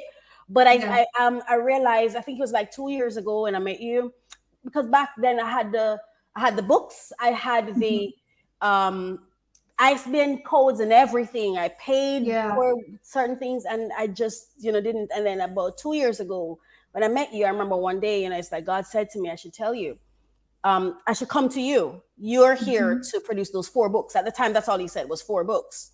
Right. And it's funny because there's a particular, I didn't even remember this until just now. There's a particular church that I work for. And I remember one day she was praying, and she said it to me too, like, you need to write the books. But I'm just sitting there like, I'm just engineering this life. That's not for me, but I know it's for me.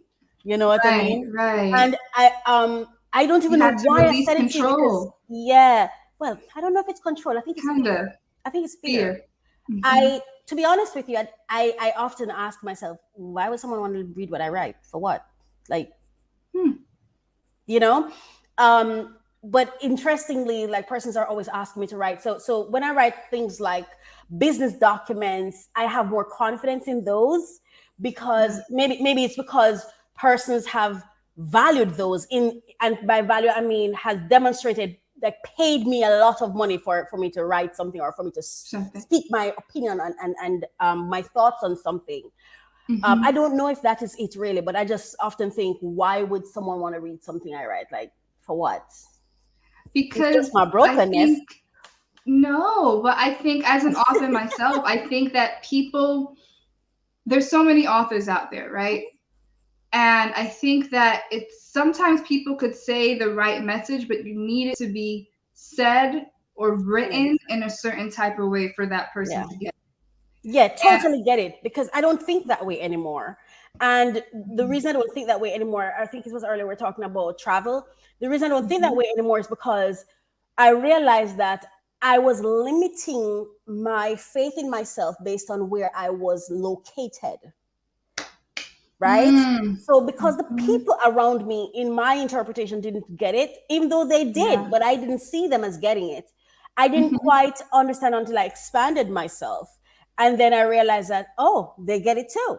They're thinking, if people from multiple different countries are saying you've got something, it's research, you know. It really is research. It is. Yeah. It's research. It's really, and it's testing. It's testing what you have to see how the world will receive it. So it's not a matter of value, self-value. It's just a matter of reception.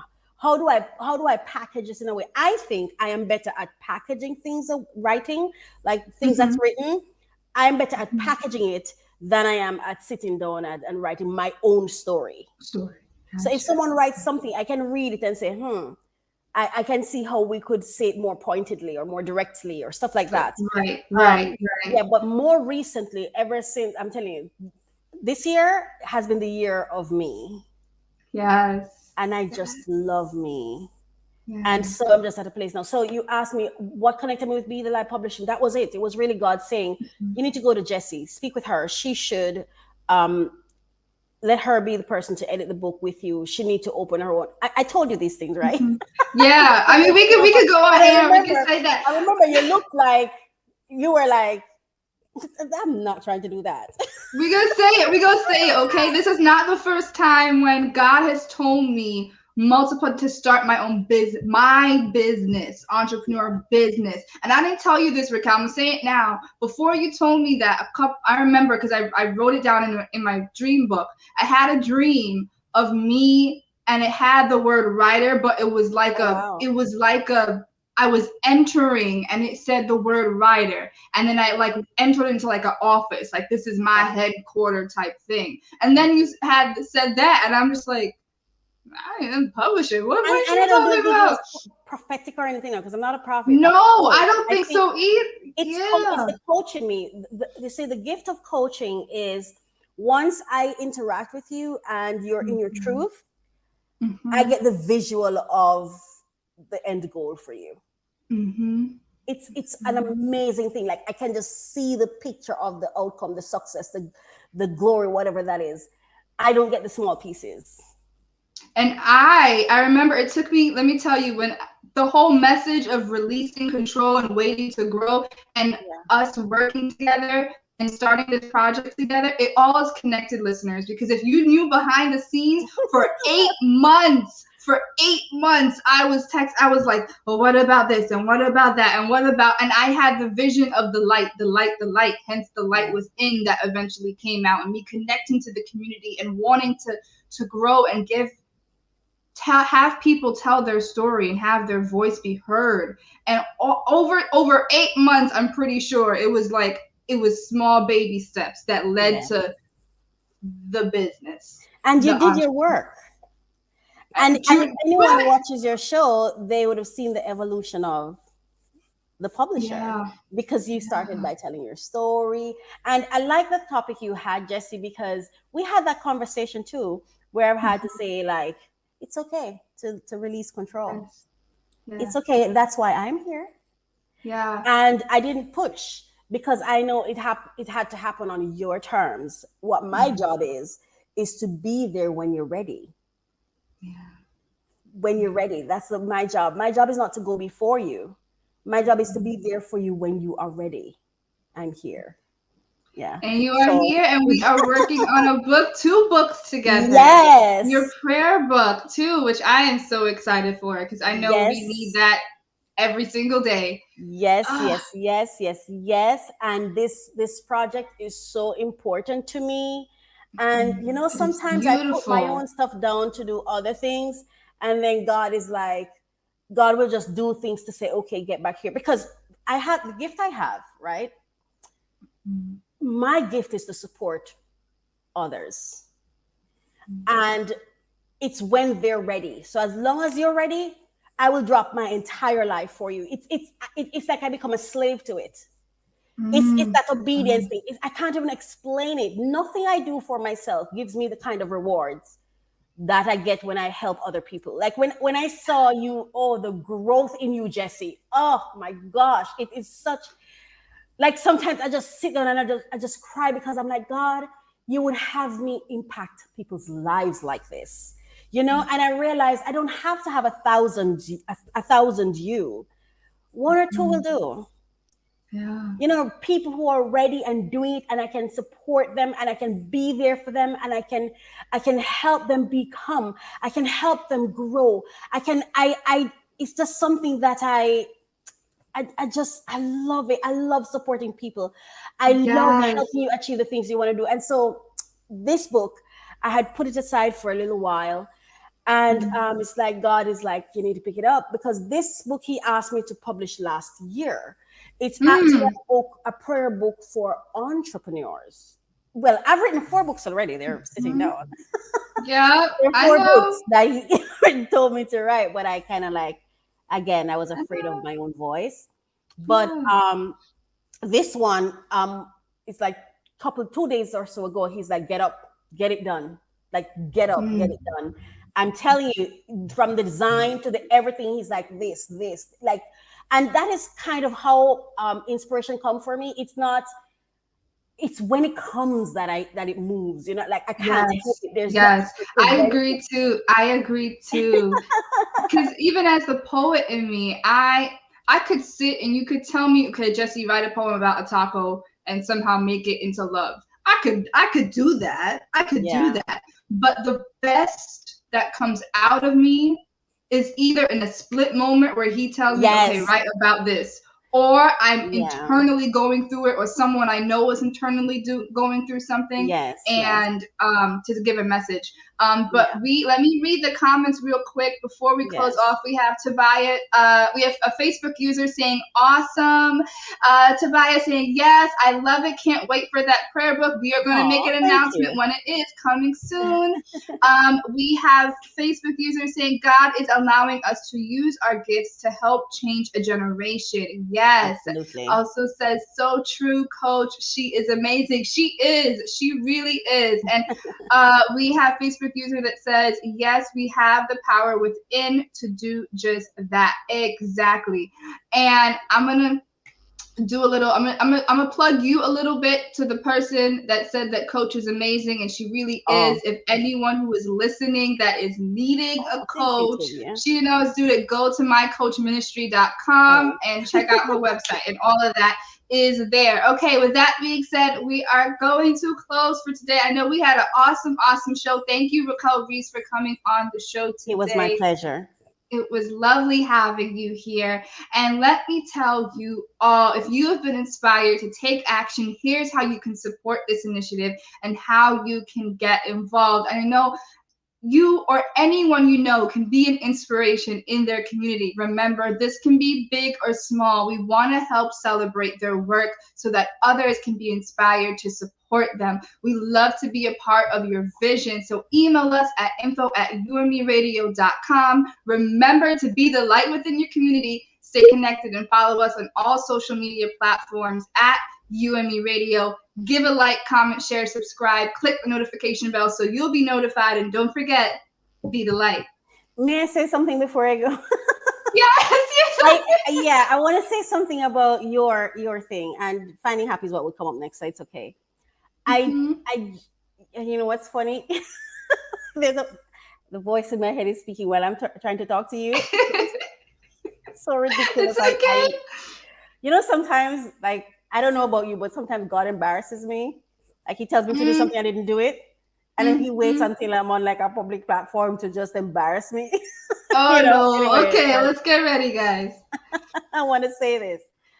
I even drafted up a document, the invitation and everything, to invite you to Finding Happy to have a conversation. And I'm sitting here and God is like, just go ahead and do it right now. But I don't know your hours or your time. But I want to say something about you just in case you don't have the time to stick around. I think it's important for persons to understand the process of Be the Light Publishing and what happened. Yeah. And Jessie, I want to say that you have just showed up and you've just done your work. You know, you are one of my ideal clients. I have a course on Udemy, Learn Your Ideal Customers. You are one of my ideal customers. You know when you're ready. You know when you're not ready. You know effective communication about it and how to really manage and navigate your process. And Be the Light Publishing, I think, would you mind if we just go into Finding Happy instead of me playing the one I had set? Do you mind? We could talk about it next week. Next week I'm available.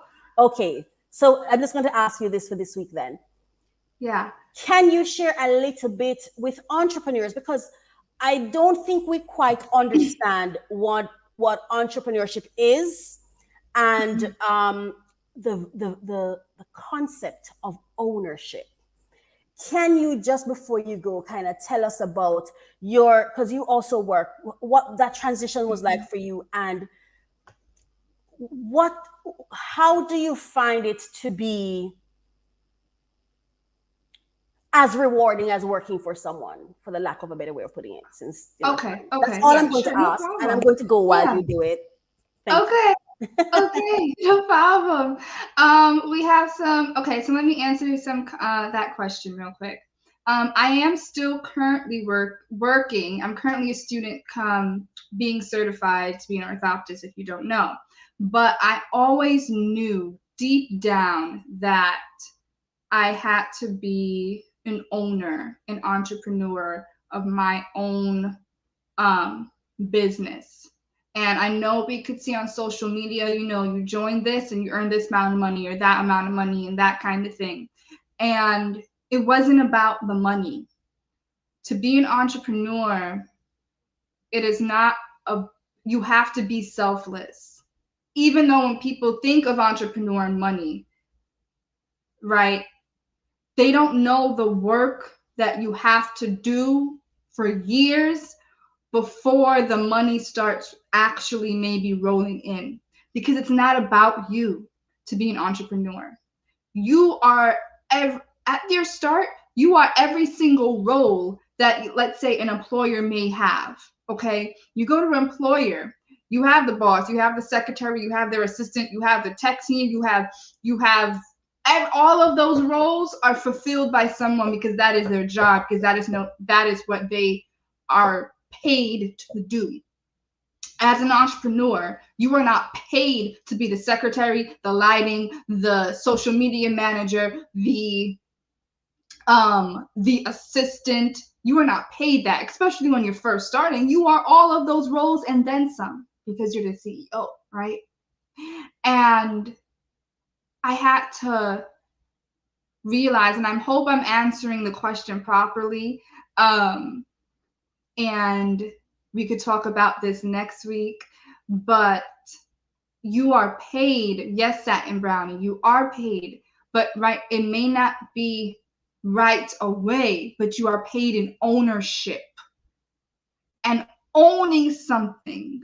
Just as if you say, I got an acre of land and I own that land, that no one could take it from you. You did the work to put it in. And as far as me personally, I had to realize that the work that I am doing is not only just for me, but it's for others. That's why they say, as an entrepreneur, what is your mission? What is your mission? You have to know what your mission is, because it's not just about you. Own or be owned. That is it. We have Min Masterclass that said, and the investment it requires from you and from those who support you. Yeah. Why don't you think that most entrepreneurs, the support isn't from their family? It's from strangers that see your work, that see your growth. Isn't from people. Sometimes it's not from people that know you closely. Sometimes it's from people who don't even know you, and they just see the presence of you, and they're like, I gotta support that girl. I gotta support that man, right? And we have Tobias. Tobias says, Jesse, you have such an amazing work ethic. Oh, thank you, Miss James, thank you. And that's for me what it is. We have Tobias that says, owning something is just as important as earning $1. The ownership is the asset. Exactly. Why don't you think that the government really wants us to start having entrepreneurs and business owners? Why don't you think they want us to do that? That there's so much grants, that there's so much opportunities for them. Ever thought of that? And I want to say this to people who are listening that may want to be an entrepreneur, that have that urge, but they don't know what it is exactly, right? Sometimes it could be your own gifts that is what you're supposed to do to mold and to make it into the business, right? I'm a healthcare worker. I am a writer. I am an author. I am a talk show host. In order for me to be able to help someone tell their story, I first have to know how to empathize and sympathize to their story. That's the healthcare part of it. Then I have to know, okay, this is the story. Okay, let me see. You could change the verbiage here. This sounds a little bit better. Let's remove this sentence from it. That's the writing part of it. And I have my team of illustrators and editors that are able to help with that. And then once you go into the writing part of it, okay, how are we going to earn from this? That's the media. That's the promotion that Be the Light Publishing has. That's unlike other publishing companies. How am I going to grow? How am I going to use that to grow? All of that is connected. If you give your story to someone and they aren't able to connect with it, then what's the point? And that's not even just writing. If I, as a publisher, am reading your story and I can't empathize, I can't sympathize, there's an order to all this process. That's why I have meetings with people, because I can look at it and I look at you and I say, this one isn't for me. And it's okay to say no, because this one I'm like, I don't see the connection here, because that one doesn't value with my mission. Come back again with another manuscript. That may be it, but this one right here may not be it. And until then, next project, right? We have Satin that says, when we buy a house, it is no different when we buy stocks and shares, which is what your company is. Shares, stocks. Tobiah, Min Masterclass saying, Tobiah is spot on. Please put that up again. Okay. Tobiah said, owning something is just as important as earning $1. The ownership is the asset. Yes. Satin also says, we can also say this one doesn't align with me, but it aligns with my B in my network, right? We have a network that I may not be the best person to do it, but I know who is.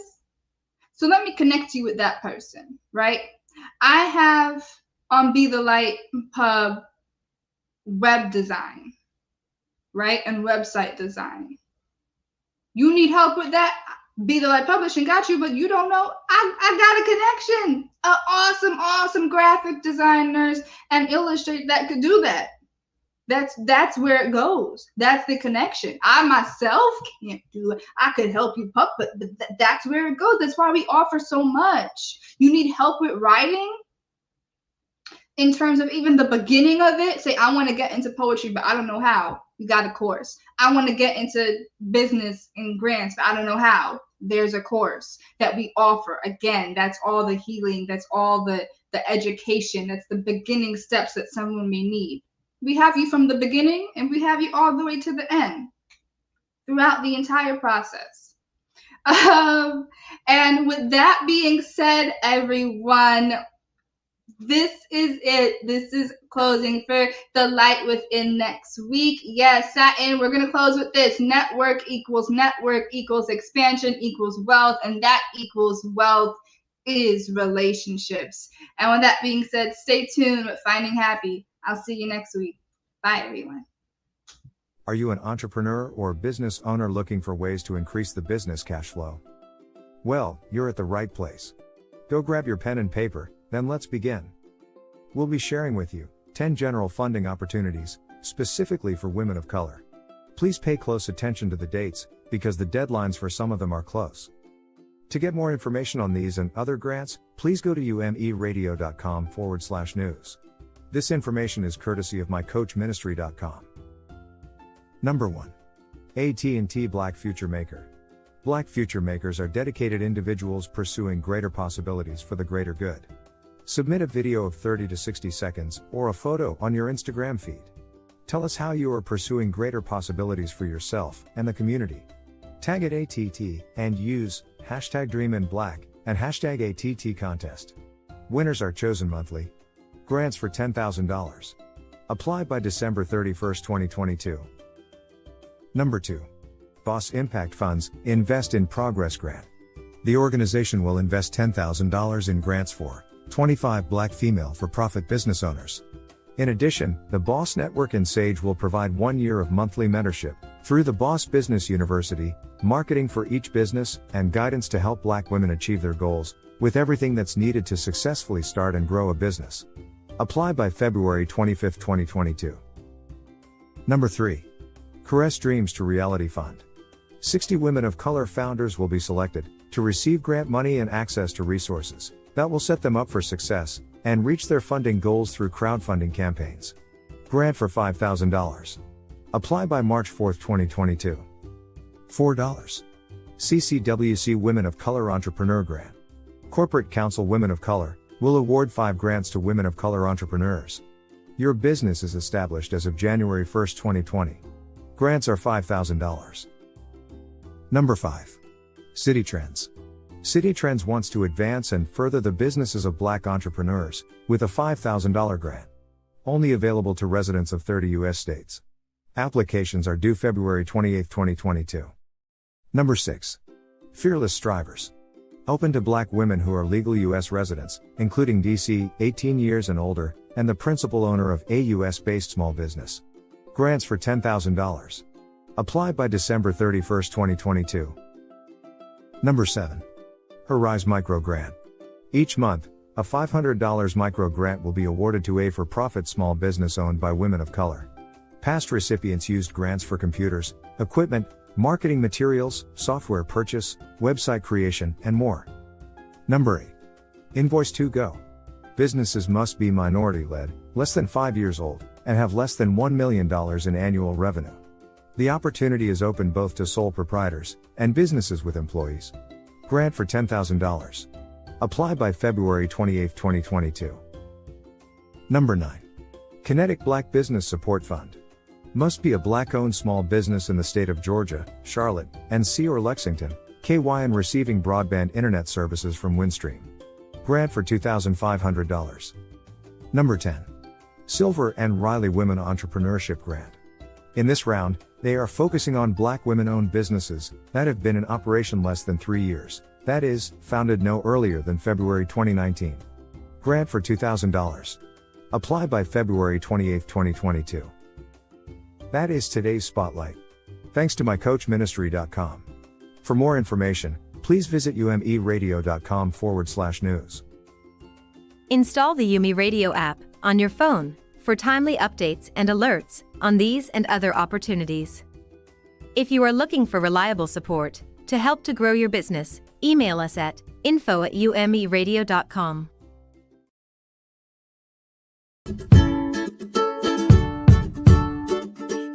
I am purpose driven. It's not personal, it's purpose.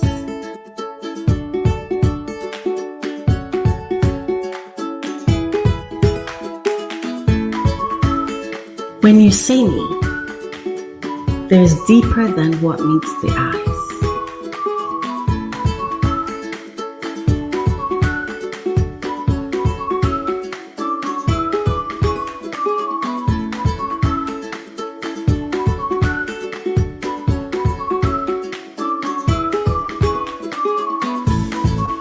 There is a soul, a spirit, a divine purpose.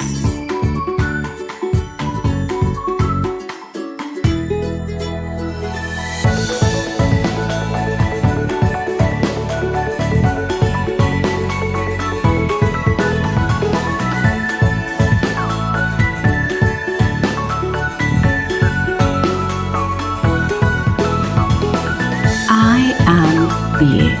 Join me Thursdays at 10 a.m. Finding Happy on UME Radio. Thursdays at 10 a.m.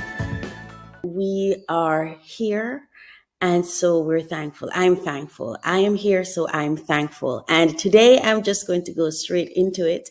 Of course, this is Finding Happy. I am Coach Raquel, and I'm trying to get myself, I'm trying to build my confidence back to host my podcast.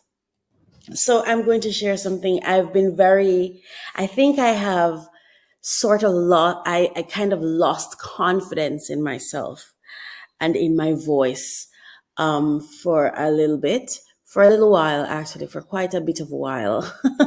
I think this has been like over a year now. And I'm now recognizing it for what it is. I've been muting myself, and that's what I was saying, and I was recognizing that I was. Am I testing 1 2 3? Okay, I'm hoping my microphone is not necessarily. Let me check my microphone a little bit here. There we go. Testing 1 2 3. Is that, let me test. I just want to make sure my microphone is working properly. Testing 1 2 3. I don't know if you're actually hearing me. I do not know if you're actually hearing me. I hope so. Oh, or maybe I'm the one not hearing myself. Testing. There we go. Thank you for your patience. So I was saying that I'm trying to regain my confidence as a podcaster. I think that I went through a process of trying to mute myself because I was in the wrong environment. That's what I believe it is. And so today my topic is, value for value. Value for value. Are you struggling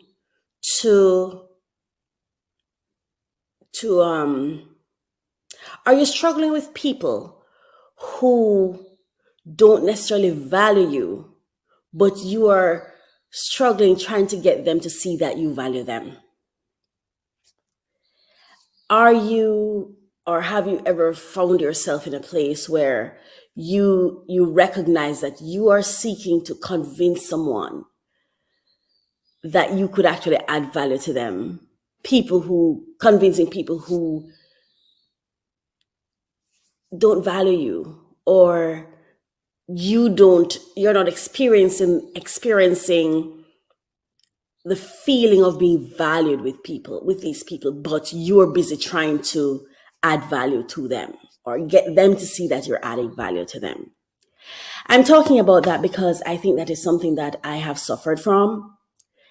And because of my past and the kind of childhood I had where it was so challenging and I felt like I had to do things on my own. I was so on my own growing up as a child that, having gone through my own pains and challenges, sending myself to school, sending myself to college, to university, graduating university, getting a job, and now being an entrepreneur 9 times over, a serial entrepreneur. And I call myself I am a divine purpose investor. I like investing in other people, in other people's divine purpose. You know, when you're walking in purpose, I want to support that. Anyone who's walking in purpose, I want to support. And so I think what happens is, because of my own pain of my past, because of my own childhood trauma, I built a pattern of wanting to add value because that was what I wanted when I was growing up. That's what I still want. I want to feel supported.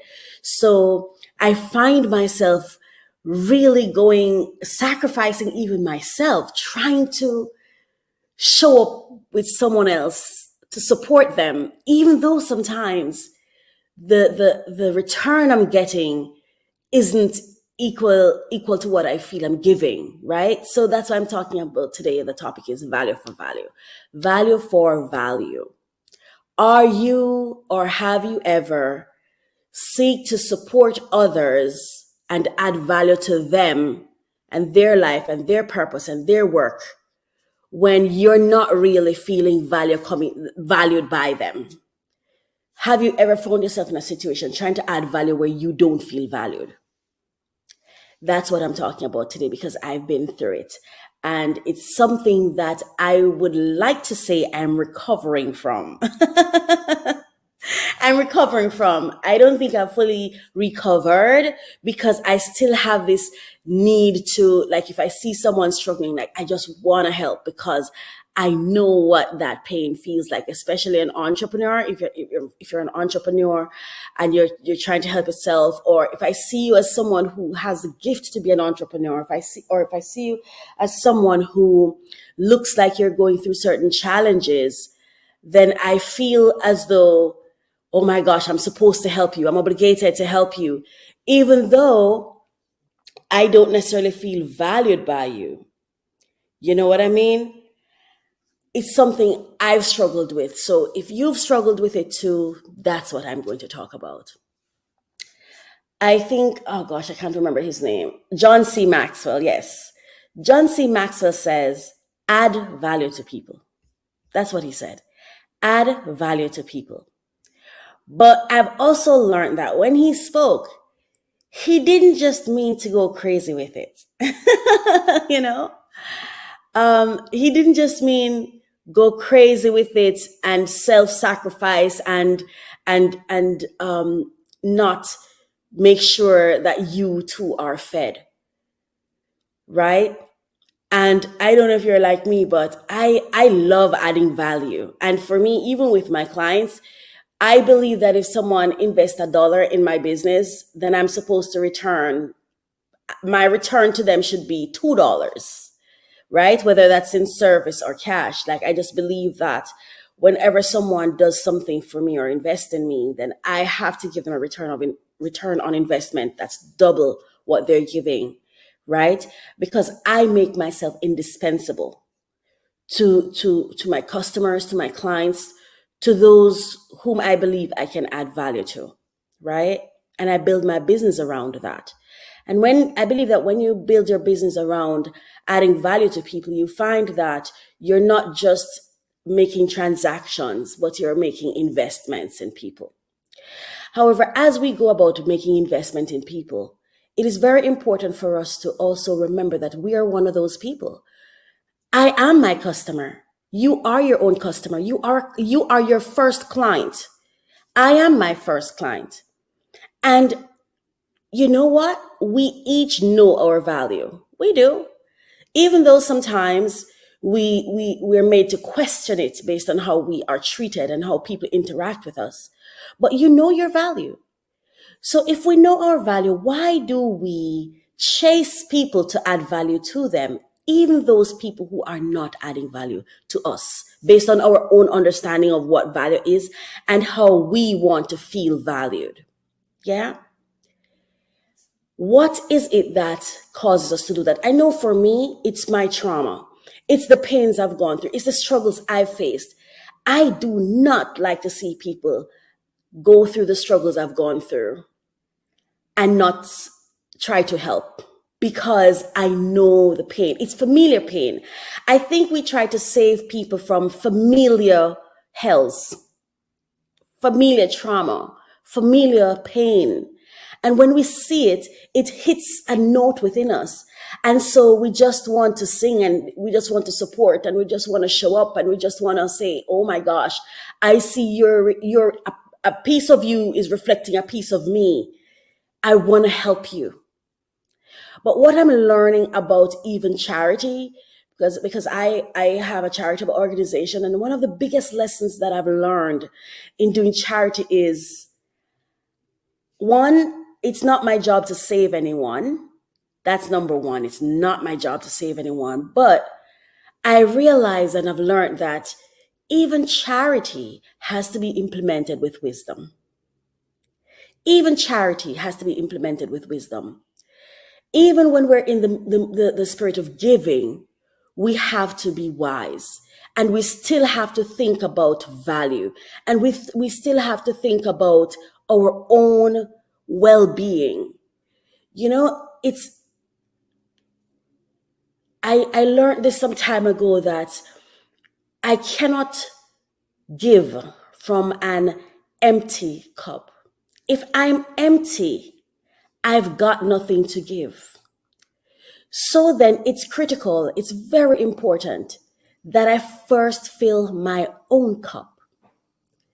And sometimes people who have gone through really traumatic events in life, sometimes we don't even remember self when we see someone else that might be going through that same trauma, and we believe that having gone through it, we could help them, because sometimes we want to save someone else from that pain, because pain sometimes have this lasting impact. And honestly, for me, sometimes I feel like, man, if I could prevent you from 10 years of just poor decisions because of what this one pain did to you, if I could do that, I would want to, I would love to, I wish I could. But I also have to recognize my own limitations, that I can't help you unless you let me in. I can't add value to you unless you recognize my own value. No matter how hard we try, to help others, if they are not open to that help, to that support, if they don't see you for your value and the value you bring to their lives, it doesn't matter how much you do. It doesn't matter how hard you fight for them. I remember once saying to a client of mine, I can no longer fight you for you. I can no longer fight you for you, because I am showing up. I'm getting results for you, but you cannot see it. And so at some points in my life, I even started wondering, do I have any value? Why can't they see my value? Then I have to realize my own truth. I'm like, no, I know my own value. I know how valuable I am. First of all, I've invested in myself. Real hard cash. I've done education. I've gotten degrees. I've gotten certification. I've gone through training. I've gone through experiential learning. I know my value. You know your value. Do not let anyone negatively influence you to question your own value. You know the value you bring to every single relationship. You know the value you bring to every single space that you enter. You know your value.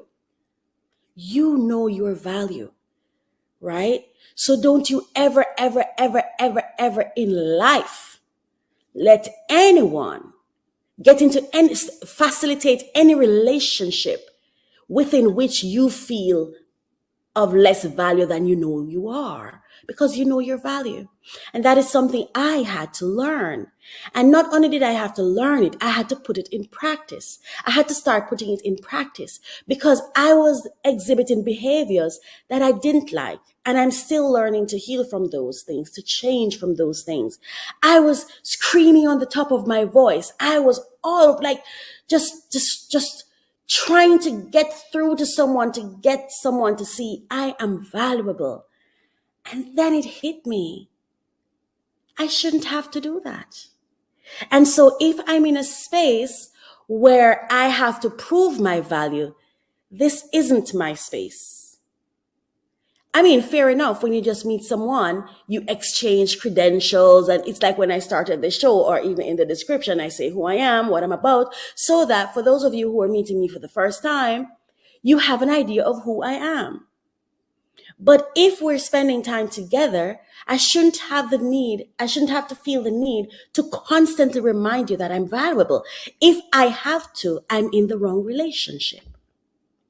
And so, or I'm in a good relationship, but I'm investing too much in this relationship. Because one of the things I'm also learning is free flow. I'm learning free flow. Yes.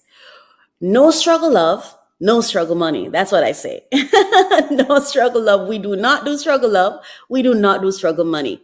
That was my lesson from having gone through feeling as though I had to prove myself to someone who isn't necessarily adding value to me, but someone I'm seeking to add value to. Yes. So in creating that mission for myself, no struggle love, no struggle money, what I realized is I don't have to struggle in a relationship that doesn't work.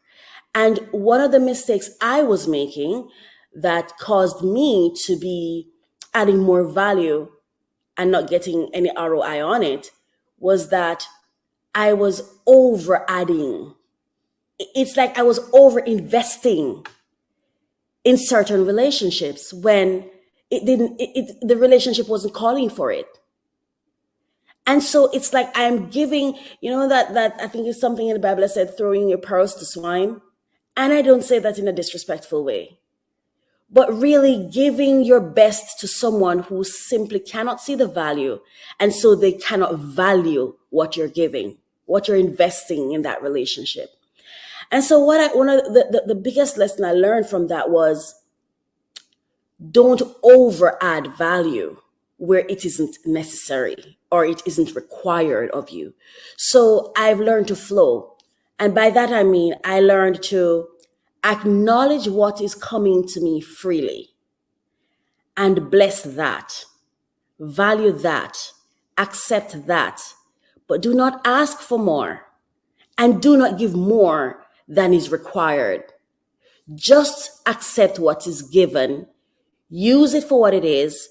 What isn't useful to you, discard that and focus on the best of the best part of it, the part that is useful to me. And then double that in return. I don't need to triple it. I don't need to quadruple it. You see what I'm saying? So if someone gives me an hour of their time, I can give them 2 hours of mine. I don't need to give them 10.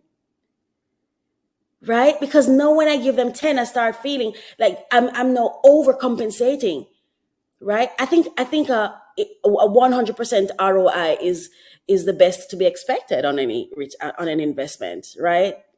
And that's a maximum I'm saying. And I'm not saying people can't earn more, but for me, I'm saying, especially when it comes to investing myself, I don't think I need to give others' investment in me more than 100% return. So if you give me an hour, I can give you 2. You give me $1, I give you back 2. Yeah?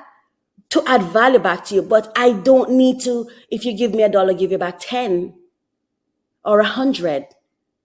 Because chances are, if you gave me $1 and I gave you 100, you may only be able to recognize $2 out of it and not the other 8 or the other 98. You know what I mean? So I had to learn that I should accept people where they are and not try to get more out of them because I am giving more of myself. Do you know what I mean? So when I were in spaces where I felt like I'm giving so much and I'm giving 100% and you're showing up with your 2%, I was on top of my voice. I'm screaming. We're in a business relationship or we're in a romantic relationship. Why aren't you giving me back the value I'm bringing? Until it hit me. They're giving you their best. This person is giving you their best. Now I'm supposed to assess that best and determine if it meets my value. I'm supposed to assess their best and determine, is this a good enough investment for me based on my value, my personal value, my economic value, my spiritual value, right? Because I know my value. We all know our value, even whether we accept it or not, whether we are able to call it or not, we know what we know our value. Yeah. So we have to start acting like we know our value. So what I've learned to do is meet people where they are. Meet people where they are. And I try to exceed the expectations, not by meeting their demands, but by giving a return on their investment, a 100% increase in value. You give me an hour of your time, I'm available for 2 hours for you. See how that works? But I don't need to give you 5 and 10 and 20 or a whole day. If you're giving me an hour, I don't need to give you a whole day. And when I regulate myself that way, I feel more valued because I am seeing the investment I'm making. I'm also seeing the charity that I'm doing. I also see how I'm adding value to others. I see it. But when I'm depleted or when I overgive, I just feel undervalued.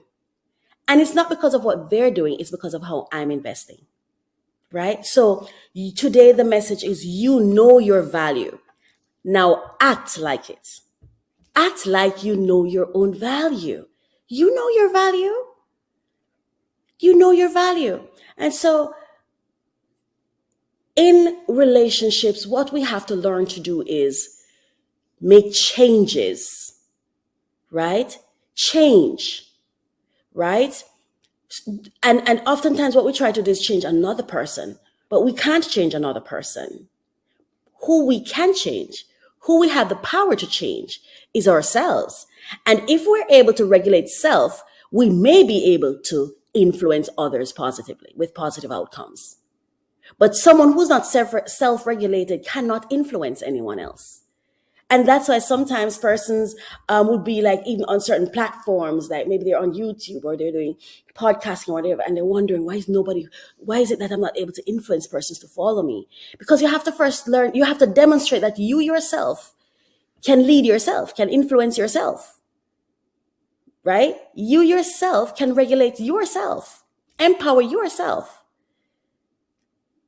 before we can start expecting to influence others. You know your value. Act like it, right? If you're in a relationship that's not working, that's not making you happy, that's not making you feel fulfilled, that's not making you feel valued, it doesn't necessarily mean the relationship is bad for you. It doesn't necessarily mean that you need to disconnect and throw away that relationship. It doesn't necessarily mean that. There's some relationships that are toxic that we should just remove ourselves from, right? Or at least until we can sort out our own toxicity and they can sort out theirs, right? But not all relationships that faces those challenges necessarily mean we need to remove the person from our lives. Maybe what we need to do is check the value we're adding against the value we were receiving. Sometimes we over-deliver. And when we over-deliver sometimes, especially if we're not in awareness of it, we sometimes hold other people accountable for us over delivering to them. Sometimes we hold other people accountable for us over delivering to them. Because we have our own brokenness, we want to fix somebody who didn't ask us to fix them. Because we felt lonely, we want to overcompensate by giving our time away to people who don't enjoy our company. See, we over-deliver, and when we do that, we suffer. We suffer the consequences of over-delivering. We do. We actually do. So as I'm learning, I share it, and like I said, I'm regaining confidence in myself to do my podcast and everything. And I have persons reach out to me like, where are the new episodes and stuff like that. And it's just that I went through a process of overvaluing and over-delivering value to the point where I started feeling depleted. And I started feeling like my voice doesn't matter. I started feeling that my voice doesn't matter. So even though I would listen back to what I say and think, wow, that just inspired me. Did I say that? You know, or I would read something I write and I would be like, wow, that just empowered me. Like I wrote this poem called the title is Overcomer's Prayer. And I just want to share it with you for someone who may be going through something similar to what I've gone through. And I still work to deal with and manage and overcome. If you've gone through it, then I want to say this to you, that it's okay. Number one, it's okay. It is okay. You know, whatever it is your flaw is, whatever it is that you're overgiving or whoever it is you feel like you're adding more value than is necessary to, the first thing is it's okay. It is okay. And now that we recognize it, we can treat it. Right? Now that we've recognized it, we can treat it. But first we have to acknowledge it, and then we have to call it out for what it is. You know, we have to say it by name. I am overcompensating. I am overgiving. I am overinvested. Right? And when we're able to acknowledge that, then we're able to treat it. We're able to look at it and say, okay, hold on, hang on here. This particular person over here, they're giving me what they're giving me based on what they have. And so maybe what they have time to receive is only maybe 2 times over what they're giving me, just enough to say, and the extra 100% is gratitude and adding back value to other people, right? So for me, if you invest $1 in me, I like to give it back $2, whether it's in service, whether it's in whatever. I always love exceeding the expectations of those who I believe or I can see are adding value to me, right? And the reason I do that is gratitude. I want to let the person know that I'm grateful. Thank you for investing in me. Thank you for caring about me. Thank you for adding value to my life, right? And I also want to reinforce to them that I too am adding value to you. So I didn't just give you back what you gave me, but I sought to give you even more than what you gave me. So you'd have gained on top of what you gave to me. So that is how I treat it. And then for those persons where I was saying just now, where there are persons in your life who may not be adding value to you the way you think they should, it doesn't necessarily mean we have to get rid of them. What it means is we need to stop over-delivering. And when putting a stop to over-delivering could mean we have misplaced people in our lives. And sometimes we do that. Misplace them, give them positions that they didn't even ask for, that they're constantly telling us they are not suitable for and they're not willing to return investment on, right? Like sometimes we have a really, really good friend that should never become a lover, but we've made them a lover when what they are is a friend. Sometimes we have acquaintances who we put in friend category who should never be friends. They're just an acquaintance. I'm going to tell you something I learned, but I'm going to tell you after I share this with you. This is called Overcomer's Prayer, and it's on my website at walkingindivinepurpose.com. And I'm just going to share that just in case, indivinepurpose.com, just in case you want to go read it later. Or use it as a prayer for yourself, because I pray it. I literally go there, sit down, and because sometimes I pray on the fly, but other times I just want to be more intentional with my prayer. So I write prayers so that I can go back to them and I can say this prayer with intention, So here it is. I'm going to share this with you now, and then I'm going to come back and I'm going to talk about how sometimes we need to reposition people in our lives and how we misplace them sometimes. And I'm going to give you share an experience with you that I had with my gardener. I'm going to share it with you. Overcomer's Prayer. Lord, please give me the strength to survive it. Grant me the wisdom to learn from it. Empower me with the will to leave it behind. Equip me with the courage to forgive the cause of it. Inspire me with the knowledge to deal with it. Teach me the patience to go through it. Guide my feet away from it. Let me know my ability to cope with it. Redirect my mind to never entertain it. Strengthen my heart to heal from it. Bestow on me the faith to overcome it. Speak to me so I cannot attend to it. Guide my consciousness so I won't repeat it. Change my thoughts so I cannot be victimized by it. For more from Coach Wrights, visit walkingindivinepurpose.com. Thank you for listening. So that was a prayer that I wrote as I was going through. I wrote that poem back in, I think, about 2015. I went through some very depressive episodes, and I realized that I thought my prayers weren't being effective. But no, as I look back at it, I realized that I wasn't praying effectively. So what I did to change when I realized that, I'm like, okay, I'm praying, but I'm not seeing the results coming to me, right? I'm not seeing it. It doesn't mean it wasn't coming. It means I just wasn't seeing it. And so I wrote this poem because I was trying to heal from my trauma so that my vision could become clear, because my vision was so impaired by my trauma, by my pain, and the toxicity that festered around that trauma. And there was that pain that I've gone through. So I had to clear my vision. I had to become intentional about my praying. And so I wrote that poem, and it's called the Overcomer's Prayer, where I just asked God to, and when I say God, I'm referencing my understanding of him, of God, right? You don't need to believe in the God I believe in. Trust your own understanding of the God creator, that the higher power in your life. But for me, the God of my understanding. And so I wrote that poem, called the Overcomer's Prayer, just saying, help me to use this thing that broke me. Help me to use my broken pieces. Help me to use my brokenness. Help me to leverage my breakdown. That's what this prayer is about.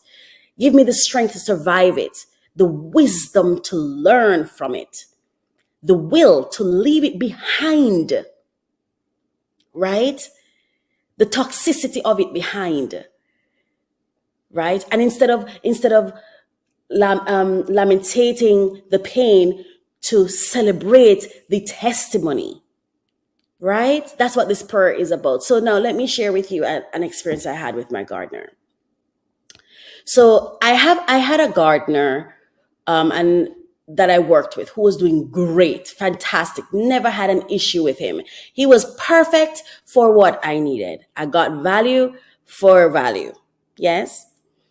But I met this other person who I had some insects inside my home that I was afraid of. And so I got someone who did pest control. And he was also wonderful. He was great. So I got so comfortable with the person who was a pest control because he had to come into my home, inside my house, in order to do it. And I felt comfortable with the person. when he came into the house, and he did that in the way he handled it. And I remember he came one day, well, not just one day, but whenever he comes, he is the kind of person who he adds value, right? So if you hire him for A, he'll give you A squared. See, I saw that in him because it's also in me. So I realized he's another person like me, where he doubles the value when he's hired. So if you hire him for one thing, he'll find different things to also do. So I remember he went through and he fixed the windows that I have. It has the net on it, the mesh to keep the insects out. But there were some windows where the mesh had pulled out of the thing, so it looked broken, right? And so when he came, I didn't ask him to, he just went around the house and he went to all the windows. I paid him to spray, but in addition to spraying, he went around the house and he fixed all the screens that were seemingly broken. When he did that, I was like, oh my gosh, that's so wonderful. He takes initiative. I didn't have to ask him to do that. He just did that. And I'm so grateful. It was just so amazing that he did that for me. I was so thankful. So I now, right, instead of just saying, thank you, and maybe next time tip him, or maybe next time, do something special or return the favor in other ways. Just tip. I think tip is the most appropriate. Or say thank you, or give him lunch that day or something. I don't know. But instead of me doing that, this is what I did. I started getting to know him and stuff. And so I was thinking of also spraying the lawn, right? Because it gave me a thought. And then he was telling me that he was my neighbor's gardener. And he was saying, you see the lawn over there, you could lie on it because I spray it, I treat it so the insects are not in the yard either. Things that, you'd be afraid of. So I was like, oh, great idea. I need that. I'd love to have that. So I know I already had a good gardener, I now put my good gardener aside and said, okay, let me take on a new gardener. Since he's already demonstrated to me that he's good at this, the pesticide, or is it insecticide? What? Yeah, getting rid of the insects. And he gave me bonus by fixing my window screens for me and stuff. So I thought, why don't I just invest right here? Why don't I also just have him be the gardener? And then I just pay him for it, since he takes initiative. My other gardener just does his gardening. He does nothing extra, But then when I did that, the reliability changed. I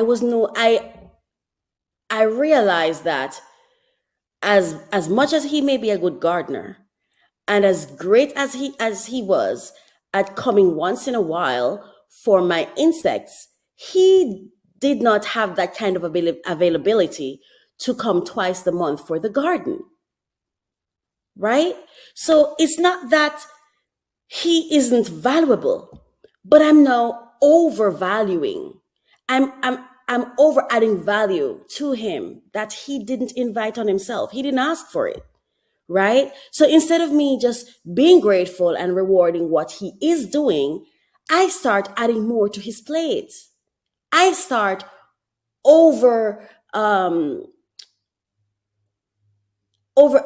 I start misplacing him. I was now misplacing him. So he started falling short as a gardener. And so I had to quickly catch myself okay, hold on.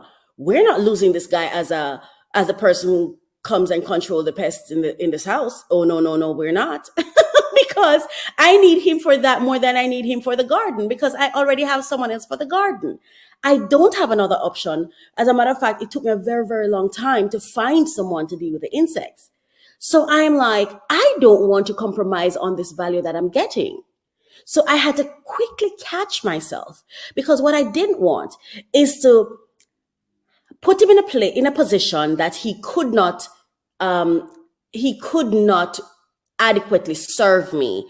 And then we start becoming chaotic in each other's lives, where I'm trying to hold him accountable and he's trying to explain to me his limitations, and then we'll go back and forth. So I saw it and I nipped it in the bud right away. So I said to him very kindly, you know what? I will not compromise you being the person who comes inside my home to get rid of the things that bug me on the inside. Bug. Pun not intended, but there you go. Right? I don't want to compromise. I don't want to lose the person who gets rid of the things that scares me to death. I can live with my gardening not done for weeks because I'm not out there. I don't have to go out there. I can live with the grass growing as tall as they need to. What I cannot live with is insects on the inside of the house. Okay, so this one solution I've found, I can't compromise. So I just let him know that I love you for what you do, and I don't want to change it. And so I want to apologize to you for even going there in the first place. See, I had to recognize that I was misplacing this person in my life. Because someone comes and they wow us and they may do things that we've been waiting for, that no one else did or no one else have done, it doesn't mean that they deserve certain positions in our lives. Maybe that's all their purpose was to do that on that one day, and then they disappear. Right? And I think and my intention is not to hurt, of course. So if you feel offended, I apologize. But I think this also affects us when someone passes away. Why do we mourn?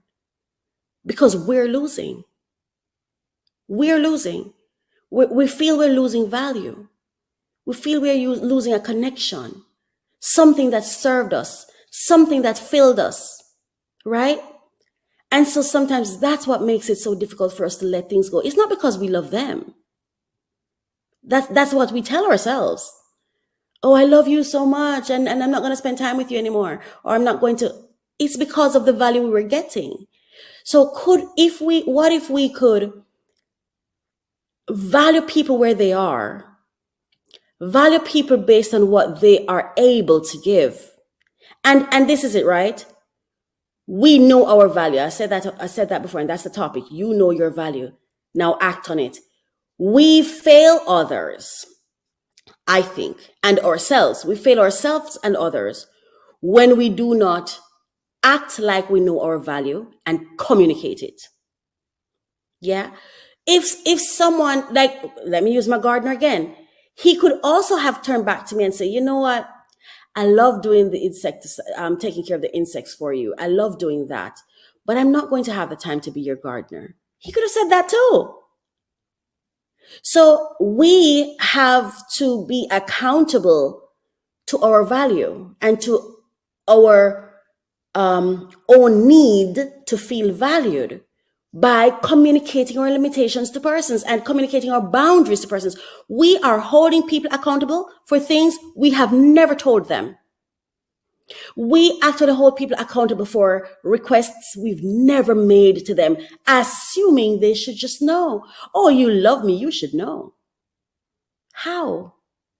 Even if I have some idea that you are hungry because you did not eat all day, I don't know that you're not on fasting.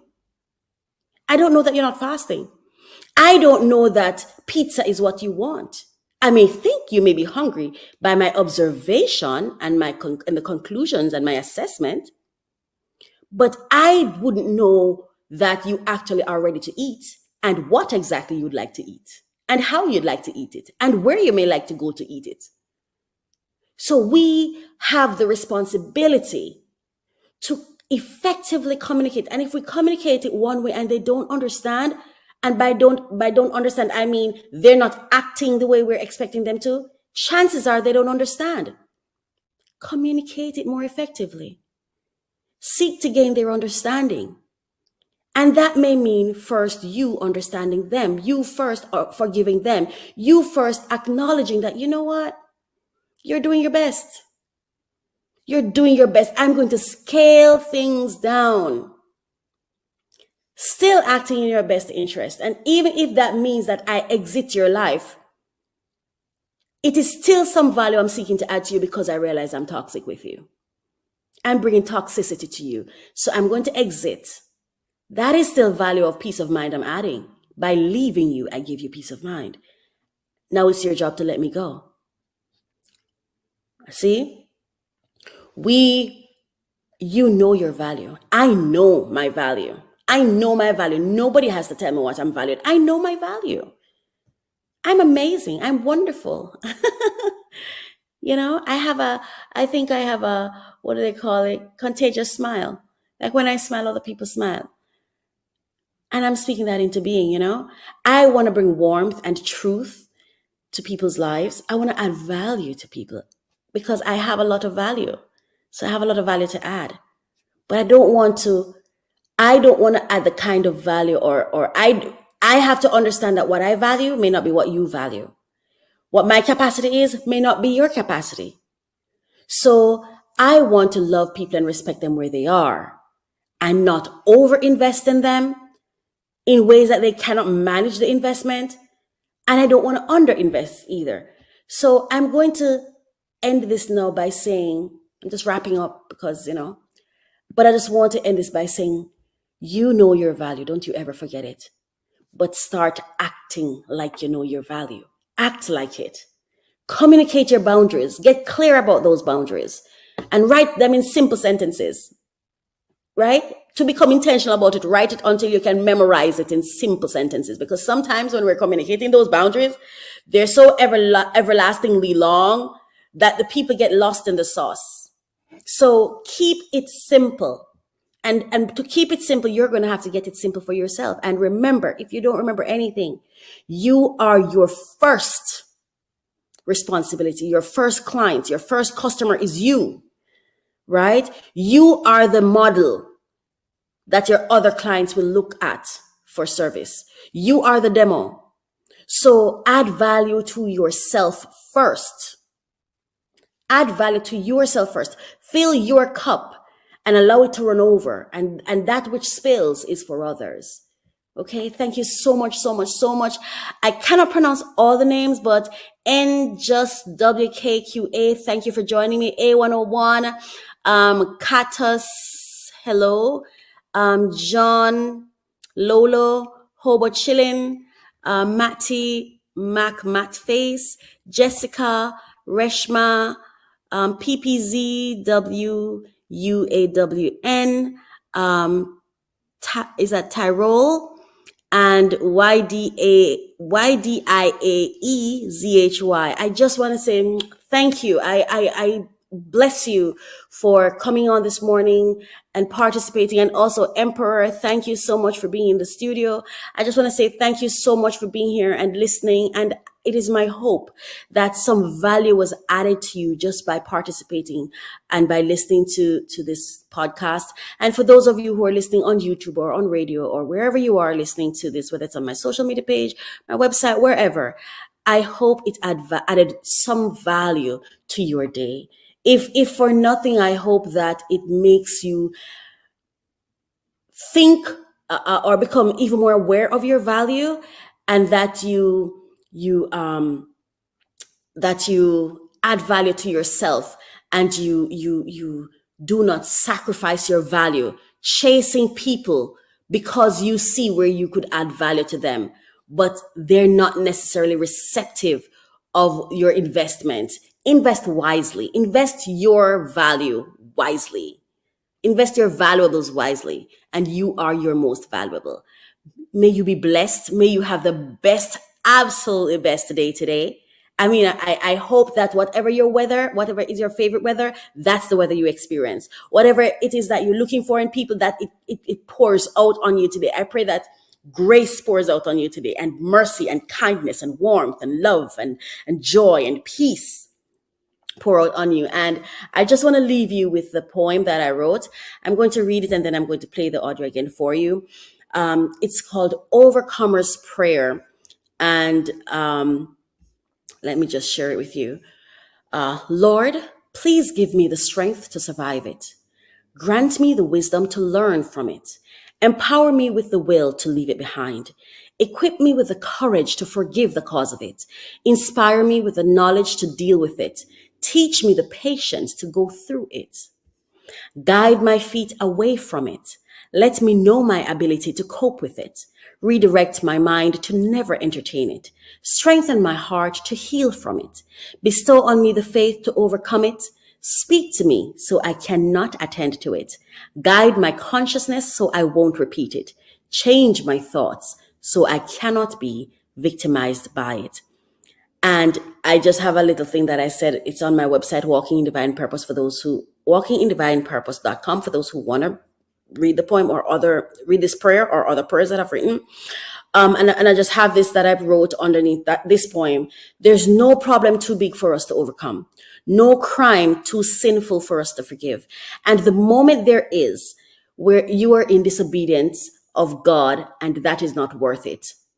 Or perhaps for some people it is. I have nothing but love as I await the day I no longer need to be here. I will surely be happy to go. And so today I live. I own my truth moment by moment. I hope that I hope that gives you the kind of comfort it gives me. So you see, I wrote those prayers for myself too.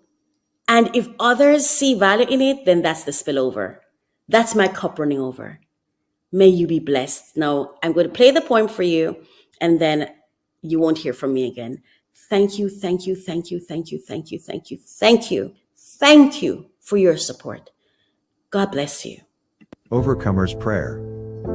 Lord, please give me the strength to survive it. Grant me the wisdom to learn from it. Empower me with a will to leave it behind. Equip me with the courage to forgive the cause of it. Inspire me with the knowledge to deal with it. Teach me the patience to go through it. Guide my feet away from it. Let me know my ability to cope with it. Redirect my mind to never entertain it. Strengthen my heart to heal from it. Bestow on me the faith to overcome it. Speak to me so I cannot attend to it. Guide my consciousness so I won't repeat it. Change my thoughts so I cannot be victimized by it. For more from Coach Writes, visit walkingindivinepurpose.com. Thank you for listening. I am purpose driven. It's not personal, it's purpose.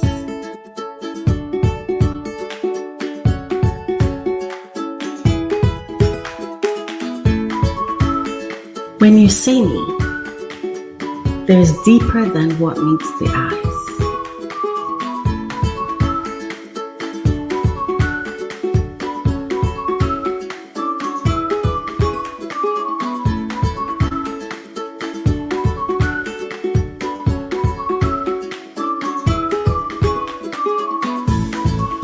There is a soul, a spirit, a divine purpose.